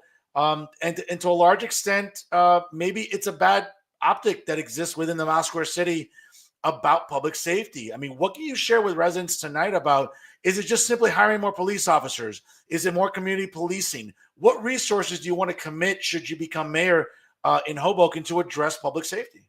I think it's a combination of all of those things, right? I think number one, I think residents of Hoboken definitely want to see more police officers walking the beat. And I understand that the police chiefs and the public safety director's perspective that we don't have enough police officers to do that effectively. But we have to try. We have to do it, whether we like it or not. That's what the residents are demanding of us. So I do think that as mayor, we're definitely going to see all officers walking the beat. That's what I'm going to demand as mayor, and I won't tolerate anything less than them doing that. We've acquired by $1 million bond for a mobile police precinct unit. And I think the residents could definitely will appreciate that as well. Putting that unit in the middle of neighborhoods, that'll help us patrol those neighborhoods a little bit better while they walk the beat, while they have the officers have a place to rest their head for that little bit of time while they're patrolling that neighborhood. They'll have that mobile police precinct. That will be. We don't have one right now. We have major city of Hoboken trying to keep those safe. That'll help with that. We passed that bond last summer to try and make that happen. Also, we're hiring 10 police officers for next year, but ultimately we have to hire more police officers and make sure that's aligned with our needs as well. I think that we have a lot of plans in the city of Hoboken that we're okay with bonding for parks. Parks don't bring anything back for us. I think we need to focus on development that brings tax rateable dollars in and can pay those police officers. We've grown our city exponentially, but we have less police officers today than we had 15, 20 years ago. So it all goes back to 2009, 2010, when we had those layoffs of police officers that I deemed as unnecessary when I was in the state legislature at the time. And we're seeing that schism today and that gap today where our streets are, and the perception is that people feel less safe in our municipality. And I have a 16-year-old, soon to be 17-year-old that has autism. And I want to make sure that my child and everyone's child feels safe walking by themselves in the city of Hoboken. My child, he's independent, he's high functioning. But I want to make sure that he's walking the city safe. And I want to make sure that every child and every parent feels comfortable making sure that their child could walk around the city and feeling safe. When I was 10 years old, not 9, 10 years old, our parents said, go out there and play all day. I want our parents to get back to that, where you feel safe, where I can send my 9, 10, 11-year-old walking throughout the city of Hoboken and feeling safe that they're going to come back home and not being harmed by anyone out there. So I think we have to address the homelessness issue in our town. I guess we have to approach that compassionately, but we also have to make sure that everyone is complying with our law. And we can't have residents of Hoboken, women, men feeling unsafe walking our streets, because that definitely puts a negative light on our city. And you and I both know that for Hoboken, it's felt safe for the past 20 plus years. And we definitely want to go back to that, because perception may not be the reality, but if people perceive it to be that way, that's the way it's going to be. Sure. Our data and the police chief, he'll say that the data doesn't point to that thing. But if I feel it in my gut that I'm walking down a street that I've walked past the past 15, 10 years, and I feel less safe walking that city, I get the feeling of feeling less safe walking down that city. We have to remove that feeling from people's hearts and minds and bring that clarity and bring that comfort back, where yes, the data is now matching the feeling that you have. So we could point to data all day long, because I'll tell you right here, right now, if you look at the data from the school that you tell me I'm a failed public school teacher sitting before you today. If you look at the data, but if you look at the impact that I have on my students every single day, the data and feeling that they leave my classroom would tell you differently. But that's the feeling that they have. but the data doesn't match that. So we need to make sure that our data matches the feeling when our residents are walking down our streets, that they feel safe, to match what the chief is trying to tell us. But right now, the residents are feeling the opposite of that. And we make sure that that feeling in their gut is that feeling safe walking our streets. Speaking about walking down the streets, Councilman, and obviously it's 5 years, really 5 years ago today almost, that we were living through the pandemic, very different times. Some would argue that when you're walking on Washington Street, it isn't what it used to be. A lot of businesses closed down for different reasons. Mm-hmm. Do you feel confident, should you be the next mayor, that you can motivate business to come back to Hoboken, or new ones? For example, I've been saying this for years to so many residents. I mean, if there's a city that could really use an Apple store, my God, if you had an Apple store right by the PATH terminal, by the light rail terminal, that would bring so much commerce and business to Hoboken, as well as other businesses. Do you feel confident that you'll be able to do that and bring more businesses back into Hoboken? Because again, we're still recovering to some extent after the pandemic. It's 5 years. It feels like yesterday, to be fair about it. But when you're walking on Washington Street, there are just parts that just don't look recognizable. How do you want to address that? And is it realistic also in addressing it within a certain time frame? Yeah, and I'm, again, Fernando, I'm a huge sports fan, right? And so I'm going to bring another sports analogy into this. My brother-in-law is a college basketball coach at Wagner, Wagner College. And he'll tell you, besides from vertical alignment, we'll tell you, recruit. And the head coach has to be the seller of that program to recruit others to buy into the vision of his program. So as mayor, I will be the number one recruiter of all those businesses to take up those empty storefronts that you're talking about in the city of Hoboken. I will work with the Hoboken Business Alliance, which I'm a board member now, a council representative on the Hoboken Business Alliance. And we have to do a better job in selling our city to those businesses that come to the city of Hoboken, to tell them that small business owner, take that opportunity and open in Hoboken. This is why. And this is our demographics. This is why you could thrive and strive. And the city of Hoboken and its government will support you and hopefully make sure that you strive in the city of Hoboken. And being that recruiter, we have to go out there and call up Apple. This is what we could bring to the city of Hoboken. Call up all those other major retailers. Call those other small businesses that can come in Hoboken, where maybe Washington Street is overpriced for them, or maybe they can't afford that rent. But there's other opportunities and businesses, business vacancies along Garden Street, Willow Avenue, Jackson Street, Monroe Street, all these other opportunities. We could grow our city, not just on Washington Street to have businesses, but throughout our city as well. And again, you have to recruit. And as the mayor of Hoboken, I'll be the number one coach and be out there recruiting every single day to make sure the businesses understand the opportunity that Hoboken presents to them. And that'll be my number one job, to say, hey, Hoboken, you could invest in Hoboken. We'll protect your investment in Hoboken by keeping our streets safe, right? Then we have incidents where Lululemon, Sephora getting robbed on a somewhat daily basis, they've said. We have to make sure that those numbers and those businesses want to invest in the city of Hoboken where they're safe to make those investments. And so that'll be me making my job as a recruiter, recruiting those businesses to come here. Councilman, one of the things that's defined Hoboken for decades has been nightlife.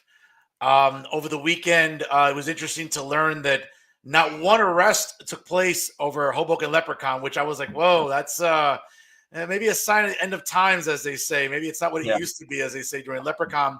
But nightlife, dining have become almost a staple within Hoboken. Obviously, great things to do along the waterfront. As you know, I'm a frequent visitor of Pier 13 over the summer. I love that spot. I go to it regularly. We have Sinatra Drive, Sinatra Park in downtown. What do you feel confident about bringing also to Hoboken? Music festivals, other food trucks. Like, what do you feel confident about in your capacity as the mayor of Hoboken to add to nightlife and hospitality in the Mile Square City? Yeah, I mean, Hoboken, we're a fun town, and we want to make sure that we remain a fun town. We also want to be cognizant of the impact that has while people are having fun on our local residents. So yeah, we want to make sure that we have a thriving nightlife. We want to make sure that we have a thriving restaurant scene, but we have to try and strike that balance with the health and safety of all our local residents that live here every single day. We want everyone to visit our municipality. We want everyone to walk our streets. We want to make sure that everyone is spending their money in the city of Hoboken.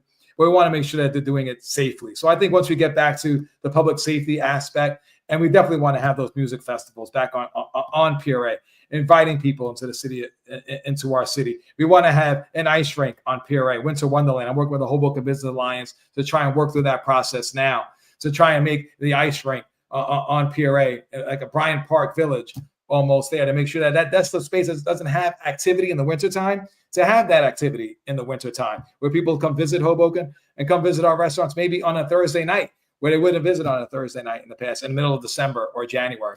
So I want to make sure that we want to provide those fun opportunities for all of our residents to enjoy. But we want to make sure that fun is kept in a safe manner. And I'm okay. I want to have that conversation of bringing the St. Patty's Day parade back.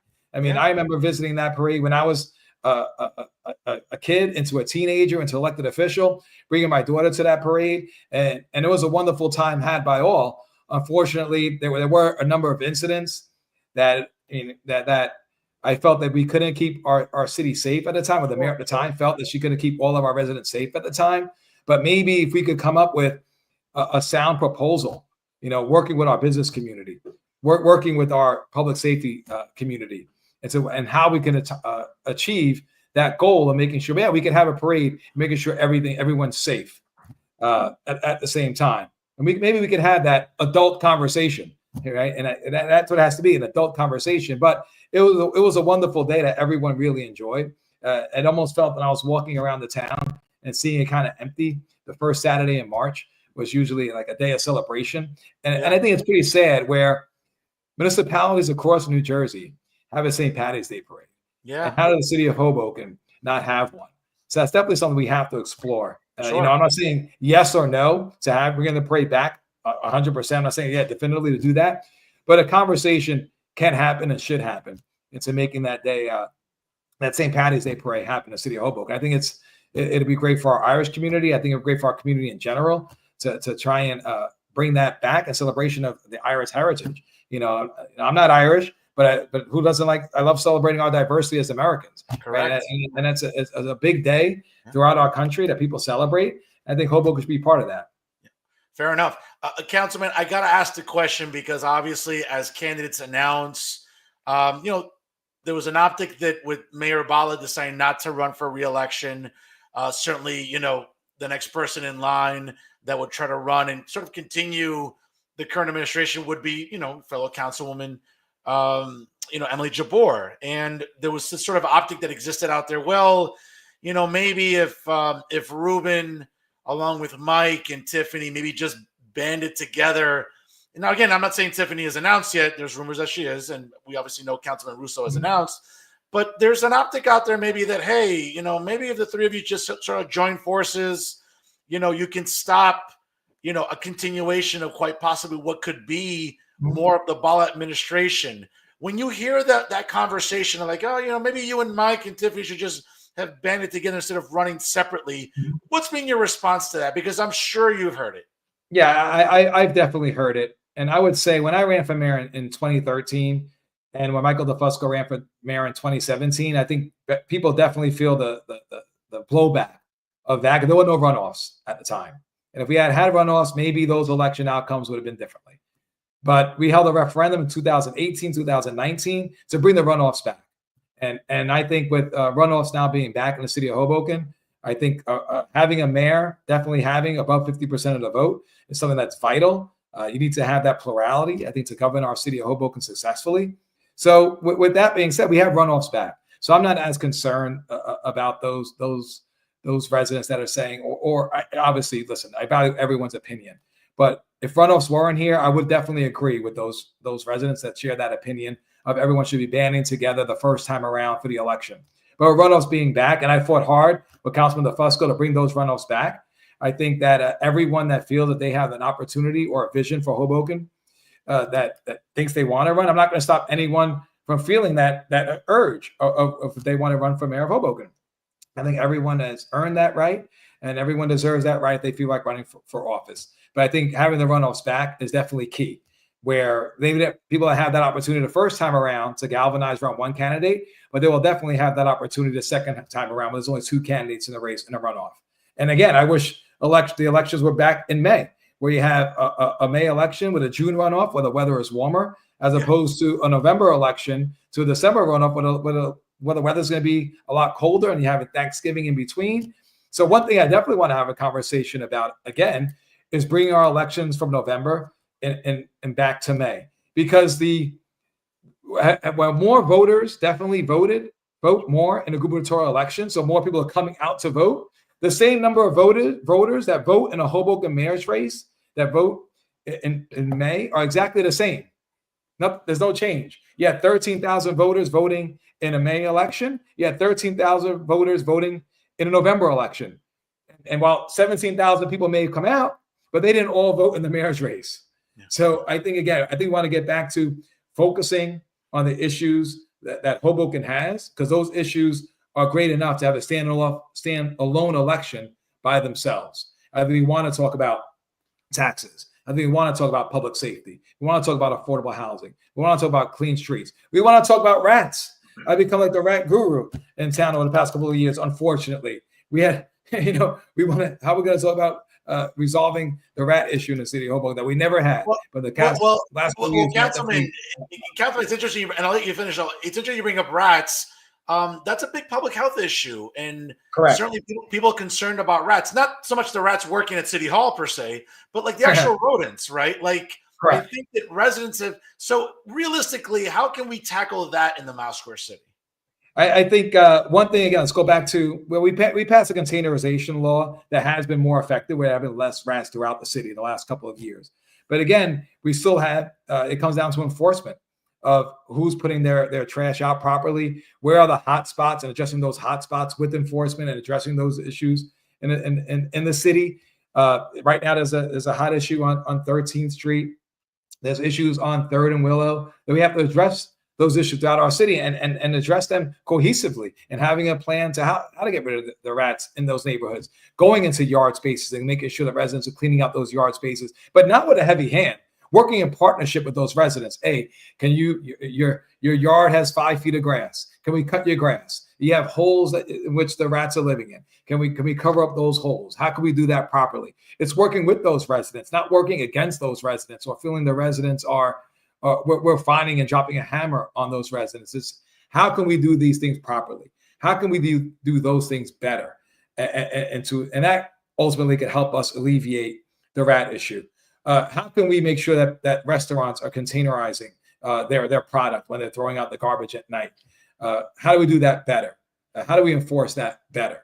And not in working with a heavy fist, but working in tandem to accomplish that. And I think when you have a healthy ear and a table where everyone thinks they're being heard and address that issue properly, we'll be able to do that effectively. Fair enough. Council, before I let you go, obviously we could talk for another hour and still not get through everything, but I know you're a busy guy. You've had a long day, and I appreciate you being a gentleman coming on tonight here on the program. Quick lightning round with you. Again, we've gotten to know Ruben Ramos at one time the legislator, obviously the current councilman, the dad. But let's get to know Ruben Ramos, the guy. So a quick lightning round here with you as we're about to close out here. So favorite MLB team? Pittsburgh Pirates. Okay. I know you're a big Clemente fan. So 1979. Terry Bradshaw and Willie Stargell were on the cover of Sports Illustrated, and both teams won a championship that year. Okay. And I stuck with those two teams ever since. Yeah. And again, obviously it brings me to NFL. The Steel Curtain, Steel City, there for you. I'm a Pittsburgh Steelers fan, and I'm a Cowboy hater. I know you are.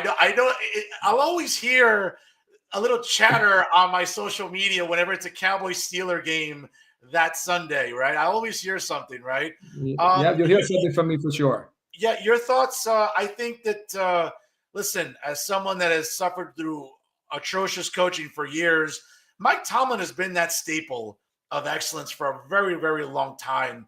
It's interesting when you're watching or reading about Pittsburgh media, it just seems like, man, you got to appreciate a guy while he's there, man. Right. Give him his flowers.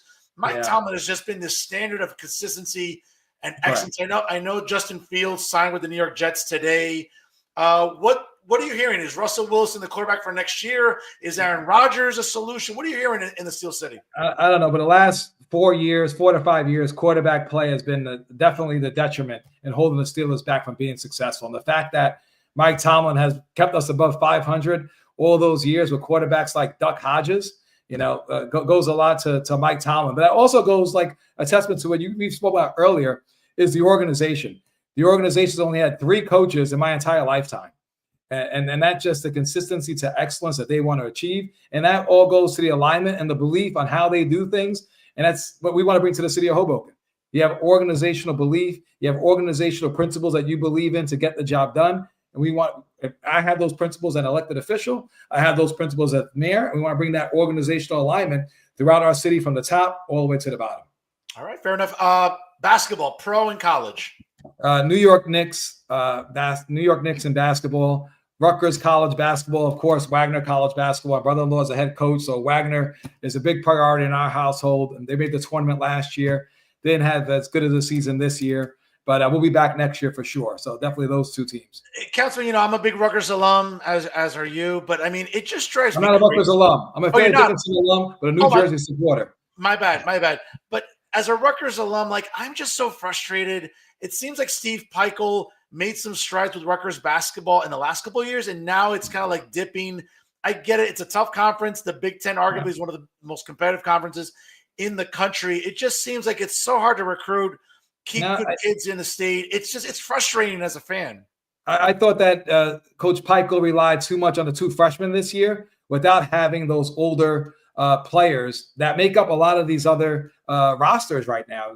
People just recruiting off each other's rosters. I think you saw Coach Hurley last night on 60 Minutes say that half of his roster is looking to enter the transfer portal. So it goes back to recruiting, and what resources you have, and presenting that vision to those recruits to how they're going to fit in your program. So I thought our biggest recruiting failure this year was not finding a center to fit around Ace Bailey and Dylan Harper. I think we had some injuries to Dylan Harper throughout the year. He played a couple of those games. They could have won a couple of more of those games. Had a little bit. They didn't recruit the portal as well as they thought they could have this past year. So I think they missed out on some portal opportunities to get those older players around those 2 young players, because you're not just going to see one freshman or 2 freshmen take over. You look at Duke; they have a number of freshmen take over, maybe 4 or 5, like a Fab 5 like that. But with a number of older players sprinkled out throughout your roster, and then you'll have success. So I thought that was our downfall at the beginning of the season. Yeah, I'm with you. Hockey.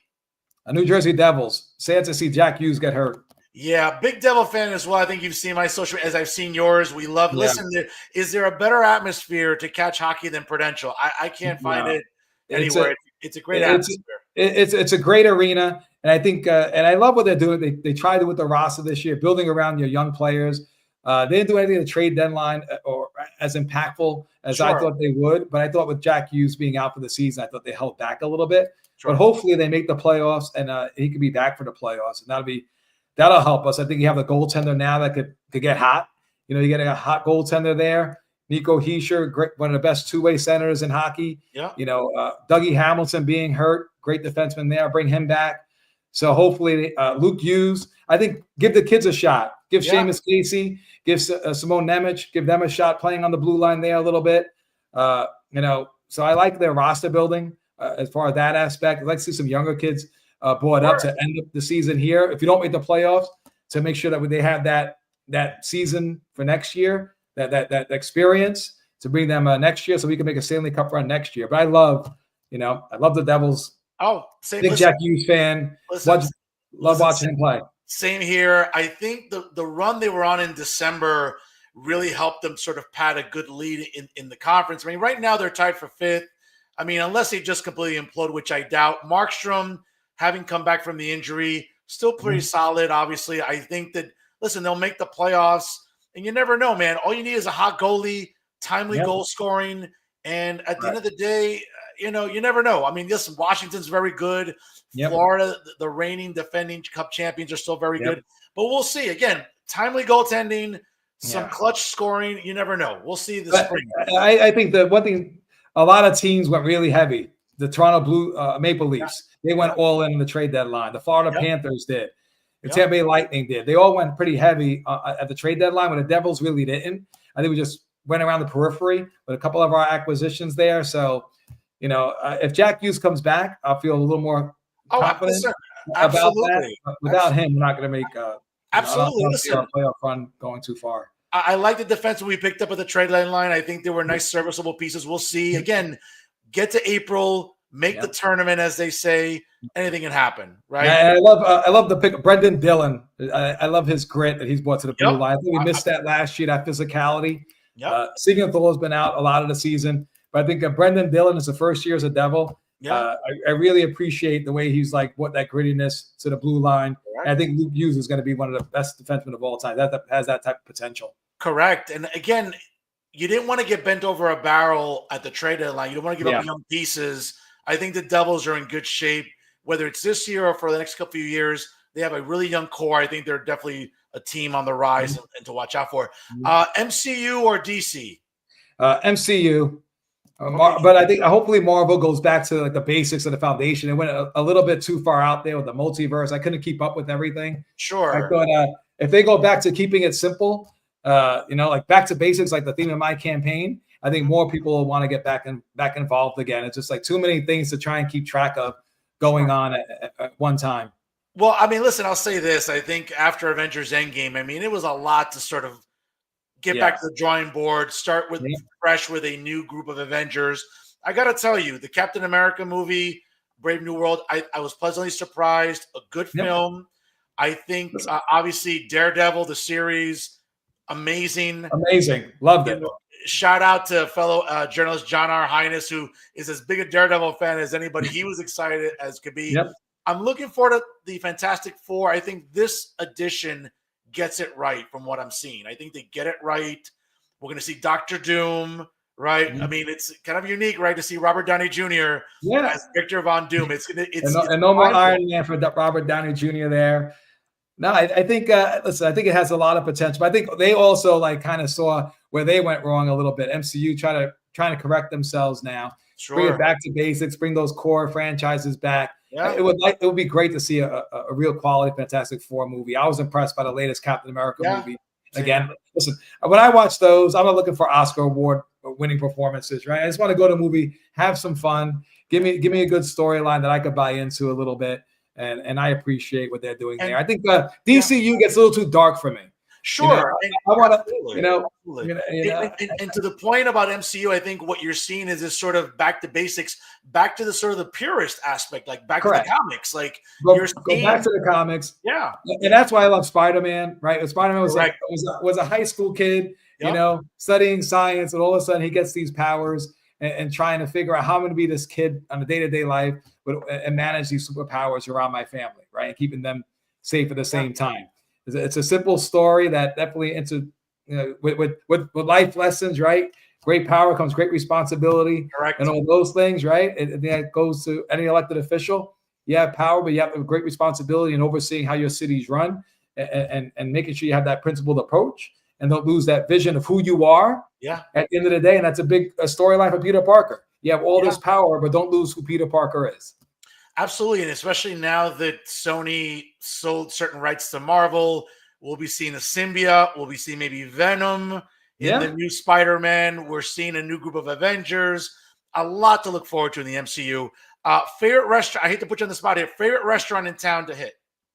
Leo's. It's like going to my kitchen. When I go to Leo's, I've been going there since I was my mother's belly. Fair enough. I will die on that mussels of marinara every day of the week. I'm getting hungry. I'm getting hungry already thinking about it. Last one. Favorite American president, Councilman. Favorite American presidents? I'll go. I think George Washington for a simple reason. While he fought in the French and Indian War and had experience there, helped lead us in the American Revolution. And I think one of the biggest things that he said was he could have kept on running for other terms. But he said the country has to learn how to lead without me, and so we could only run for 8 years. I'm leaving after that, And so I think that's an important message for us to lean on, right? While we're here for a certain period of time, we have to make sure that while our legacy preserves itself, that the city or our country can live without us, and it's going to keep on moving without us, moving forward. And I think that's important to understand. He could have kept on being a president for 12, 16 years if he really wanted to. But he said, how's the country going to live without me? I have to make sure this process runs forward. That's a pretty, even though he was a slave owner, I disagree with that portion of him, right? Obviously. But I think recognizing that in oneself and recognize that I have to give up power so our country gets stronger, says a lot about someone to do that. That's a really self-reflection that I think all of us have to do. Councilman, well said there. I want to thank you for your time. I look forward to talking to you again during the campaign season because it's going to be a very fickle, interesting race in the Mile Square City. I want to thank you for coming on. I really appreciate your belief in my brand of journalism. It's been a great conversation with you. Looking forward to hearing more about your campaign in the months ahead. I'll give you the last word here tonight. Fernando, always a pleasure coming on there. And I'm looking, and everyone back home that's watching us tonight, I apologize for the Wi-Fi glitches there, but I'm looking to take our city back to basics. I think that for too long, we've forgotten about what makes Hoboken Hoboken, and what makes Hoboken Hoboken, and making sure that our streets are safe, making sure our streets are clean, and that there's a place for everyone in our city, from our seniors to our children and everyone in between. We want to make sure that everyone could visit Hoboken, have fun in Hoboken, and respecting Hoboken at the same time. And I want to definitely put Hoboken back to basics and putting us back on the map. Councilman, we appreciate your time. Folks, he is Ruben Ramos, current councilman and mayoral candidate in the city of Hoboken. It's going to be an interesting race in the Mile Square City here in 2025. We appreciate you joining us here. Councilman, have a great night. Happy Easter. Happy Father's Day to you, sir. And we'll talk to you again on Jersey First TV. Appreciate it, buddy. Looking forward to being back. Have a good one. Take care. Bye-bye. Folks, good stuff there with Councilman Ruben Ramos, again, one of the declared candidates running for mayor in Hoboken. Very interesting race. Obviously, we'll have the other candidates in the weeks and months ahead here on the show. And obviously, no shortage of exclusives here on Real Talk via Jersey First TV. Folks, it's a little after 8 o'clock here on the East Coast. It's been a double main event. I know, listen, it's been great conversations with both Ward C Council candidate Tom Zuppa in Jersey City and current councilman and mayoral candidate in Hoboken, Ruben Ramos, here tonight on Real Talk. Of course, like, comment, and share tonight's episode. But we're not done yet because you know what time it is. It's time for final thoughts. And yes, folks, one of the things I really want to cover tonight, I think, is bears repeating there. As you can see, this was brought to my attention via LinkedIn. Noel D. Hartveld is the Senior Director of Development for NJPBS and NJ Spotlight News. And as you can see there, I made sure to have it as focused as possible there. And again, if you're having some trouble reading, I'll sort of look at it. And folks, I have to tell you, the sob story that I'm seeing here, folks, don't buy it. And the reason I'm telling you not to buy it is because they know what they're doing at NJ Spotlight News and NJPBS. And there's a lot of disingenuous content and programming that comes to you from NJPBS and NJ Spotlight News. So the audacity to now sort of cry poverty and beg people to make sure you call your members of the House of Representatives and those in the U.S. Senate, because again, and let me read this to you because my heart breaks for those over there, right? So it says their public media has deeply benefited our society. That's true, Noel, but not everything from NJPBS or NJ Spotlight News belongs in that category. More on that later. From helping children learn their letters and numbers to providing broad exposure to the arts and to helping us create community and common understanding. Okay, sure. Little underlying symbolism there with Sesame Street and Reading Rainbow and obviously other shows we've gotten to know throughout the years with NJPBS and subsequently with NJ Spotlight News. Today, we are asking you to take a moment and communicate to our leadership in DC that we need to advocate and protect our public media funding. Take a minute and be heard. Thank you. Well, Noel, let me tell you something. That's all well and good. And the message means well. But folks, the reality is that very much like the national establishment media, here in New Jersey, the establishment legacy media continues to let us down. They continue to lie to us. They continue to peddle certain narratives that, quite frankly, don't resonate with everyday people. Okay? Now, again, I'm sure Noel's a nice lady and she means well. But folks, let's be honest about what we've seen at NJ Spotlight News for the longest time. We've seen blatant dishonesty, liberal partisanship, and let's be fair, this propensity for having social justice clowns and woke fools fill our airwaves on almost a nightly basis. whether it's segments or programming. Folks, we've come to learn what NJ Spotlight News is for the most part. Now, mind you, at NJPBS, there's a lot of great shows by and large. A shout out to Carlos Medina and Que Pasa, which you can see on NJPBS. Wonderful show. Shout out to my fellow broadcast journalist, Carlos Medina, and the exceptional programming that he puts on with Que Pasa on NJPBS.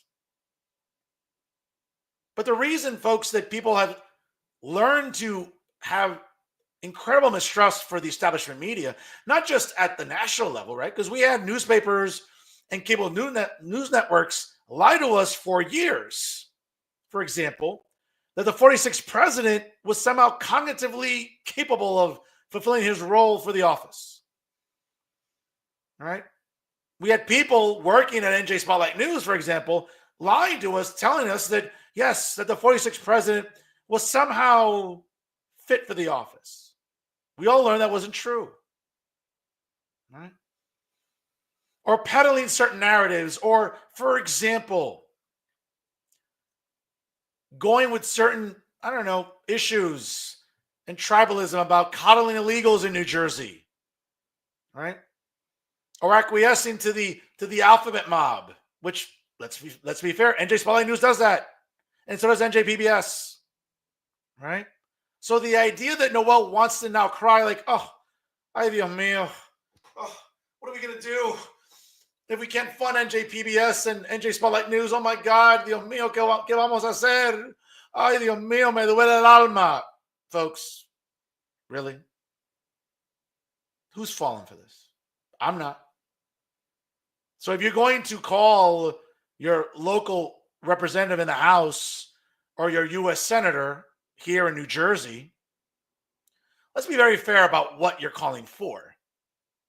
Now, can we cut wasteful spending in New Jersey? Sure. Can we afford not to have some of this public media? Sure.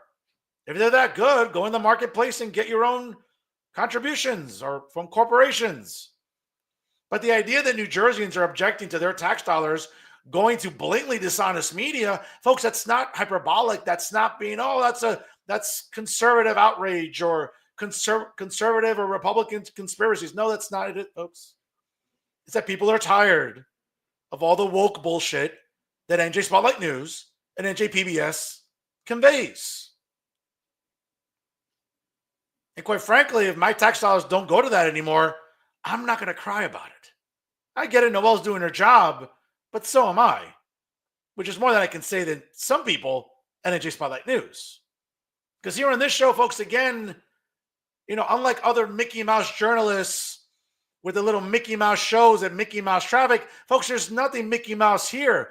Because on this program, there's real traffic because it's real talk. Okay? And when we talk about the state of today's journalism, and we talk about lazy journalists, well, folks, let's be very fair. When I think about lazy journalists, the people that come to mind, obviously, are Uncle Dave, David Cruz, and of course, you can see that guy living under a bridge. Oh, I'm sorry, that's Matt Friedman from Politico, New Jersey. Right? The author of the New Jersey Playbook, which, let's be honest, folks, it's not that good anymore. If it ever was, if we're ever going to look at anything in our inbox every morning, it's either the Hudson County Review, written by Hudson County Review editor John R. Hines, or the Morning Monitor, which is edited by New Jersey Monitor editor Terrence McDonald. Those are things I look forward to in my inbox, not the New Jersey Playbook, but more on Maddie later. But Uncle Dave, again, this past week, obviously not just on Reporters Roundtable, but also on Chatbox, decided to dissect President Trump's speech last Tuesday, which was, for the most part, a State of the Union. Now, again, that's a little soon into just only 40 plus days into his second term as president, but it was a fantastic speech, so much so that it was qualified, so imposed. And ladies and gentlemen, when CNN and ABC News, arguably the most partisan left-leaning news sites out there, had to publish the numbers that over 60% of Americans watching the speech were happy with the content. That while Democrats sitting in the House of Representatives and in the United States Senate were acting like children with paddle boards, or women wearing pink when, that's kind of interesting, you're wearing pink to stand up for women, but you couldn't stand up for women just a couple of days earlier by making sure that boys don't play in girl sports. Notice that hypocrisy much, folks?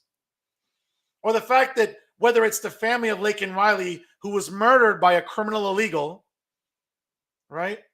Or a young boy who has survived so much through cancer, you would think that Americans would be happy to see both members of both parties standing up and applauding. But you didn't see that last Tuesday.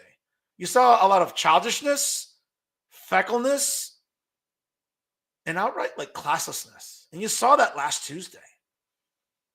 For a speech that, let's be honest, folks, there are moments when Donald Trump isn't very presidential. He was presidential last Tuesday. But you wouldn't know that listening to Uncle Dave and some of his guests on his program. Case in point.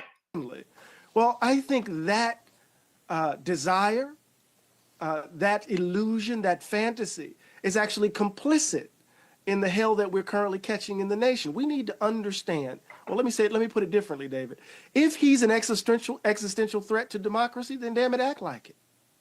Yeah. Orient yourself accordingly, it seems. Of course, to Uncle me, Dave and claps. stop waiting for him to be presidential. nodding, this is who Donald Trump is. You said the other day that. I mean, let's be honest. Uncle Dave there is like nodding with that, let's be fair. I mean, when you look at Uncle Dave, él tiene esa cara de come mierda. Like, Dave can't escape that, right? Like, he just has that. And again, there's nothing you can do about his face at this point of his life. But like when he's there nodding like a seal trained at the circus waiting for a fish, like, waiting for that fish to be dangled in front of him to eat. Probably not the best acronym to describe when talking about David Cruz. But the point is that, yes, he's just there. Instead of challenging this left-wing professor down at Princeton, he'll just gladly, agree. But more, let's continue.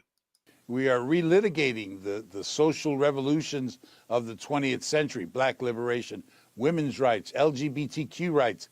The narrative is being controlled by one side here in this relitigation, no? And of course, these two fools are nodding. And David, what Black rights have been eliminated? What rights for women have been eliminated? Wait, what rights for LGBT people? To the best of my knowledge, due process still exists, right? Right? Black people can vote still, right? Women can still vote, right? People who are LGBTQ plus minus, they can still vote. So what rights exactly are we eradicating? Let's start from the last first. What, LGBT rights? What? So there are members of this state in this country who don't believe that grown men should be playing make-believe or playing dress-up? That we shouldn't accept this? That, you know what? For women sitting in the Capitol chambers, wearing pink, supposedly, stand up for women, right? Since it's Women's History Month, but they couldn't vote on protecting girls from boys in their sports. Really, David? Like, don't you think that you should be more outraged about that? But let's continue on this nonsense. Absolutely. I mean, they're literally ripping apart the infrastructure of the social revolution of the mid-20th century.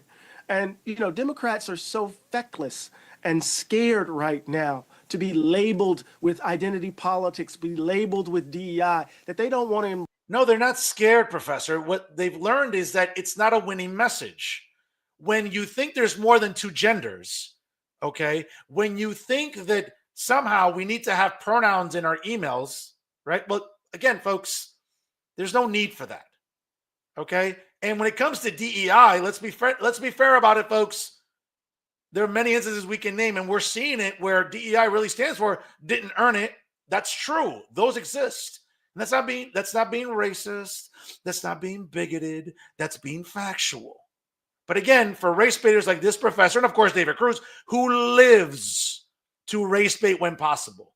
If there is a virtue signaler in New Jersey media that loves to cry about race, that loves to cry about gender, that loves to virtue signal, it's Uncle Dave.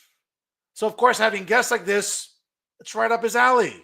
Embrace what I take to be one of the most extraordinary legislative moments in the history of the United States, and that is 64 and 65, right? I'm not a huge fan, as a colleague of mine said, of Lyndon Baines Johnson, but we need to acknowledge what he achieved. We need to acknowledge the underlying values, right, that in so many ways, David, informed the mid-20th century revolutions. And these folk are holding positions in exact opposition to those values. What values, Professor, from 1964 and 1968? If I'm not mistaken, that was the Civil Rights Act and the Voting Rights Act. How exactly have people like you, people of color like myself, how have we lost the right to vote? How? Because you'll be the first one to bitch and moan that, oh, somehow voter ID laws are racist, right? That we don't need an ID to vote. But you know what's interesting? To practice one of the rights in the Constitution, you think that having an ID is racist, but somehow if I wish to practice my Second Amendment right and purchase a firearm, which I'm entitled to, well, I have to verify my identity, don't I? I need to show ID. That's okay for the Second Amendment, but when it comes to other things, that's not cool. See, folks, this is what makes Uncle Dave and professors like this, Professor Cloud, down at Princeton, insufferable. Because what they try to do is peddle this narrative that somehow Democrats are in the mainstream. They're not. What did we learn in the last 4 years? We had a president who didn't know what time of the day it was. We had a vice president who was utterly useless, book smart, but life dumb, as they say. Okay. And didn't we dodge a bullet by not electing Kamala Harris? But what's interesting, though, about people like Uncle Dave and Professor Cloud is that they're still in denial about what happened last November. Donald Trump didn't get reelected and just fell back into the office. No, he got reelected with a mandate. He swept all the swing states, won the Electoral College decisively, won the popular vote decisively, and flipped hundreds of counties red. Not because Americans are racist or bigoted or whatever, because Black people, Hispanics, college-educated women, single moms, single dads, okay, young men 18 to 25, Middle Eastern people, Asians, all agreed that the direction of this country was awful, that this country was going to shit with a fixation on DEI, with woke politics and identitarian nonsense. But don't say that to Uncle Dave and Professor Cloud, because they would rather seguir comiendo mierda with that nonsense instead of really figuring out what regular, everyday Americans are concerned about. The cost of gas, what's going on with our tax dollars, whether or not we should be funneling billions of dollars to corrupt regimes overseas. Okay? This is what concerned regular Americans. But don't tell it to Uncle Dave and Professor Cloud. They would rather relitigate what happened last November and tell that people like you at home, you're the problem. And it's not them. No, folks, it's the other way around. It's people like Professor Cloud and Uncle Dave that are the problem. Right? But speaking of that, let's go to, again, another interesting dynamic about, as they say, the lack of quality programming at NJ Spotlight News. Not only do you have chat box with Uncle Dave, and thank the Lord it's only 30 minutes because Jesus Christ. Can you imagine having to look at David Cruz's face for more than that? I mean, it would just make you lose your appetite. I mean, I know that's a concept that's foreign to Uncle Dave, but here's another dynamic impact, which I thought was hysterical. Obviously, I stayed up to watch the speech like millions of Americans did because it was an important speech. And arguably it was Donald Trump looking presidential while the Democrat Party in Washington looked like children. But you wouldn't know that watching Reporters Roundtable, and especially for reporters who, let's be very fair, folks. And this, I thought, was the most hysterical, tone-deaf line from Reporters Roundtable. Like, we're talking, what we're talking about here are things like, do adults in New Jersey get dental care? Okay. Do we kick off all adults who don't have kids? Do they just no longer have, does everybody who earns over 200% of the poverty line, which in New Jersey is a joke, just not have access to healthcare? Those are the kinds of decisions that we would be forced to make in New Jersey if this isn't funded. It's a big deal. Yeah. It's a big deal. Matt, you can also said that Trump gives a great speech. Did you watch, and what was your impression on style or substance? None of us watched the speech.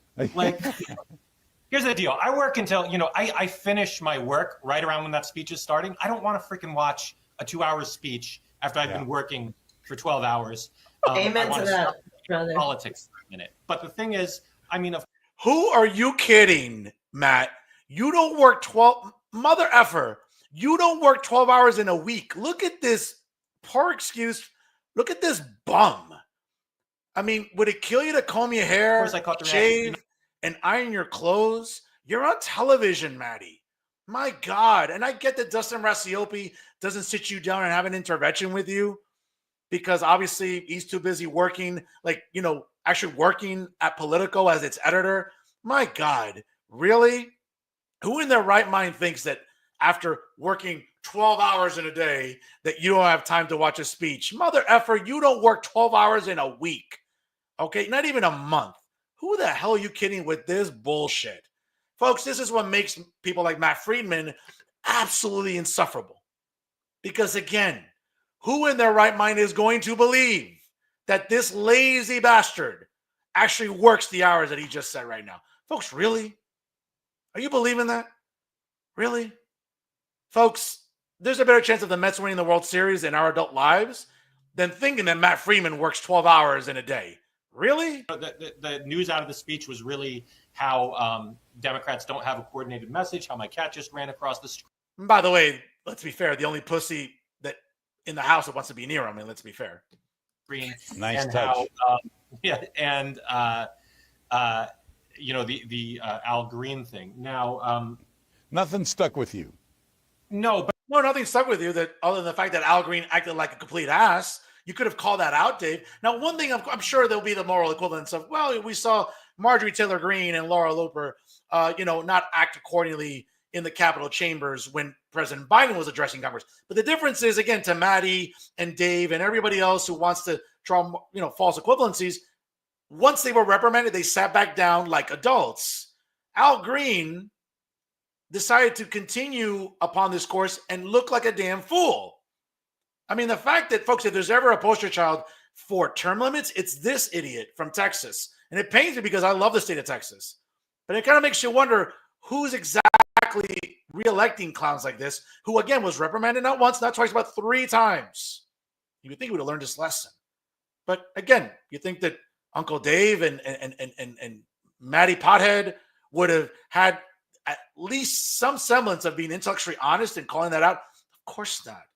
That will require them to have, wait for it, that 4-syllable word that these 2 clowns struggle with, integrity. Yeah, folks, that's what we were used to. But also when you say, okay, 78% of the people who watch the speech approved of it or whatever, yeah, well, like you kind of have a self-selected group there, So For sure. Okay. Really, Maddie? So the people that were polled on CNN and ABC News and NBC News, by the way, not conservative news outlets. Do you know how painful it must have been for all those fools on those networks to publish the numbers that over 60% of Americans who watched the speech felt it was a good speech and felt that the president was presidential? Again, folks, the partisanship here and how blatantly, folks, the Trump derangement syndrome that we have at NJ Spotlight News and Politico, New Jersey is just, does it surprise us anymore? Does it surprise us anymore, folks, when we see, again, that this clown behind me, who, again, it looks like he just woke up to do Reporters Roundtable this past Friday. It's pretty embarrassing. I would hope that Dustin Rassiopi maybe would sit this guy down, have an intervention. Say, hey, Matthew, listen, you're a grown adult, right? Like somewhere in your early to mid 40s, right? That, please look presentable. You're representing Politico. Like you look like you just like sleeping under a bridge. Okay. Now, again, I'm not expecting anyone to look handsome like me and be all well dressed like yours truly. No one's expecting that, folks. Okay. Not everyone's blessed with my good looks. I get it. But do me a favor, Matthew. For God's sakes, look somewhat presentable. Jesus Christ. You look like you're running a zoo over there, for God's sakes. How many cats do you have? Like 6, 7? Jesus. My God. Then again, it's probably the only pussy in the house that can stand to be near you. Because God knows it's probably your wife working crazy hours at the bookstore. She probably doesn't want to be home either. But kind of makes you wonder, folks. So when we think about funding public media, folks, the last 2 networks I would ever think of are NJPBS and NJ Spotlight News. When you're putting stuff like this up on the airwaves and you're putting clowns like this for public consumption, yeah, I don't want my tax dollars funding that either. Ugh, scary times, folks, when it comes here to NJ Spotlight News and NJPBS. Folks, before we wrap it up here, another dynamic here. And again, over the weekend, we celebrate Happy International Women's Day. I felt I would have something to honor women during International Women's Day. As you can tell there, obviously, I think there isn't a more appropriate and more fitting symbol for International Women's Day than scratched hubcaps as we all know, that's become a fixture for all the ladies out there. I think I'm not lying, by the way. So again, little humor there. But folks, what isn't humorous is the idea that we saw rallies over the weekend, specifically in New York, hearing clowns like this. These women, BIPOC women have to do it for white women. All women have to do it for men, and we are sick of it. It was women teaching me that there is no definition that anyone can find to define what is a woman that excludes me, that does not also exclude millions of cisgender women. Women born without a uterus, women born with chromosomal incongruities, women with hormone imbalances, women with facial hair. According to the Boston Children's Hospital, 1 in every 5,000 women is born without a vagina. There is no way to say that trans women do not belong without also saying that all of them are not women either, and I dare you to say to their faces they are not. Folks, this is what we saw over the weekend. Not just in New York City, but across the country. Okay? Let's be very clear about what this represents, folks. This ridiculous speech by a grown man playing make-believe, pretending to be a woman. Okay? Again, preaching to women on International Women's Day about what it means to be a woman during a women's march, again, on International Women's Day. Folks, that's not even parody. It's not like that. That was not a Saturday Night Live skit. That wasn't a skit on Mad TV. That wasn't some Joker's, practical Joker's skit on TBS, folks. This was a real rally with a grown man pretending to be a woman, okay, playing make-believe and playing dress-up, addressing women on International Women's Day. For all the ladies out there, for all the biological ladies out there, for all the mothers, not pregnant people, okay, not birthing people, mothers, biological females. You should be offended by that. Because I'd like to think that wannabe woman doesn't speak for you. Now, on International Women's Day, when I think about honoring important women in my life, my mother, my aunt here, all my aunts in Colombia, all the mothers in Spain from my family, all my good friends, my bestie who's a mother, my BFF who's a mother, okay? The new project that's a mother, okay? Those are women we need to honor. Women, biological adult females, not grown men playing make-believe, not grown men playing dress-up, not grown men pretending to be women, okay?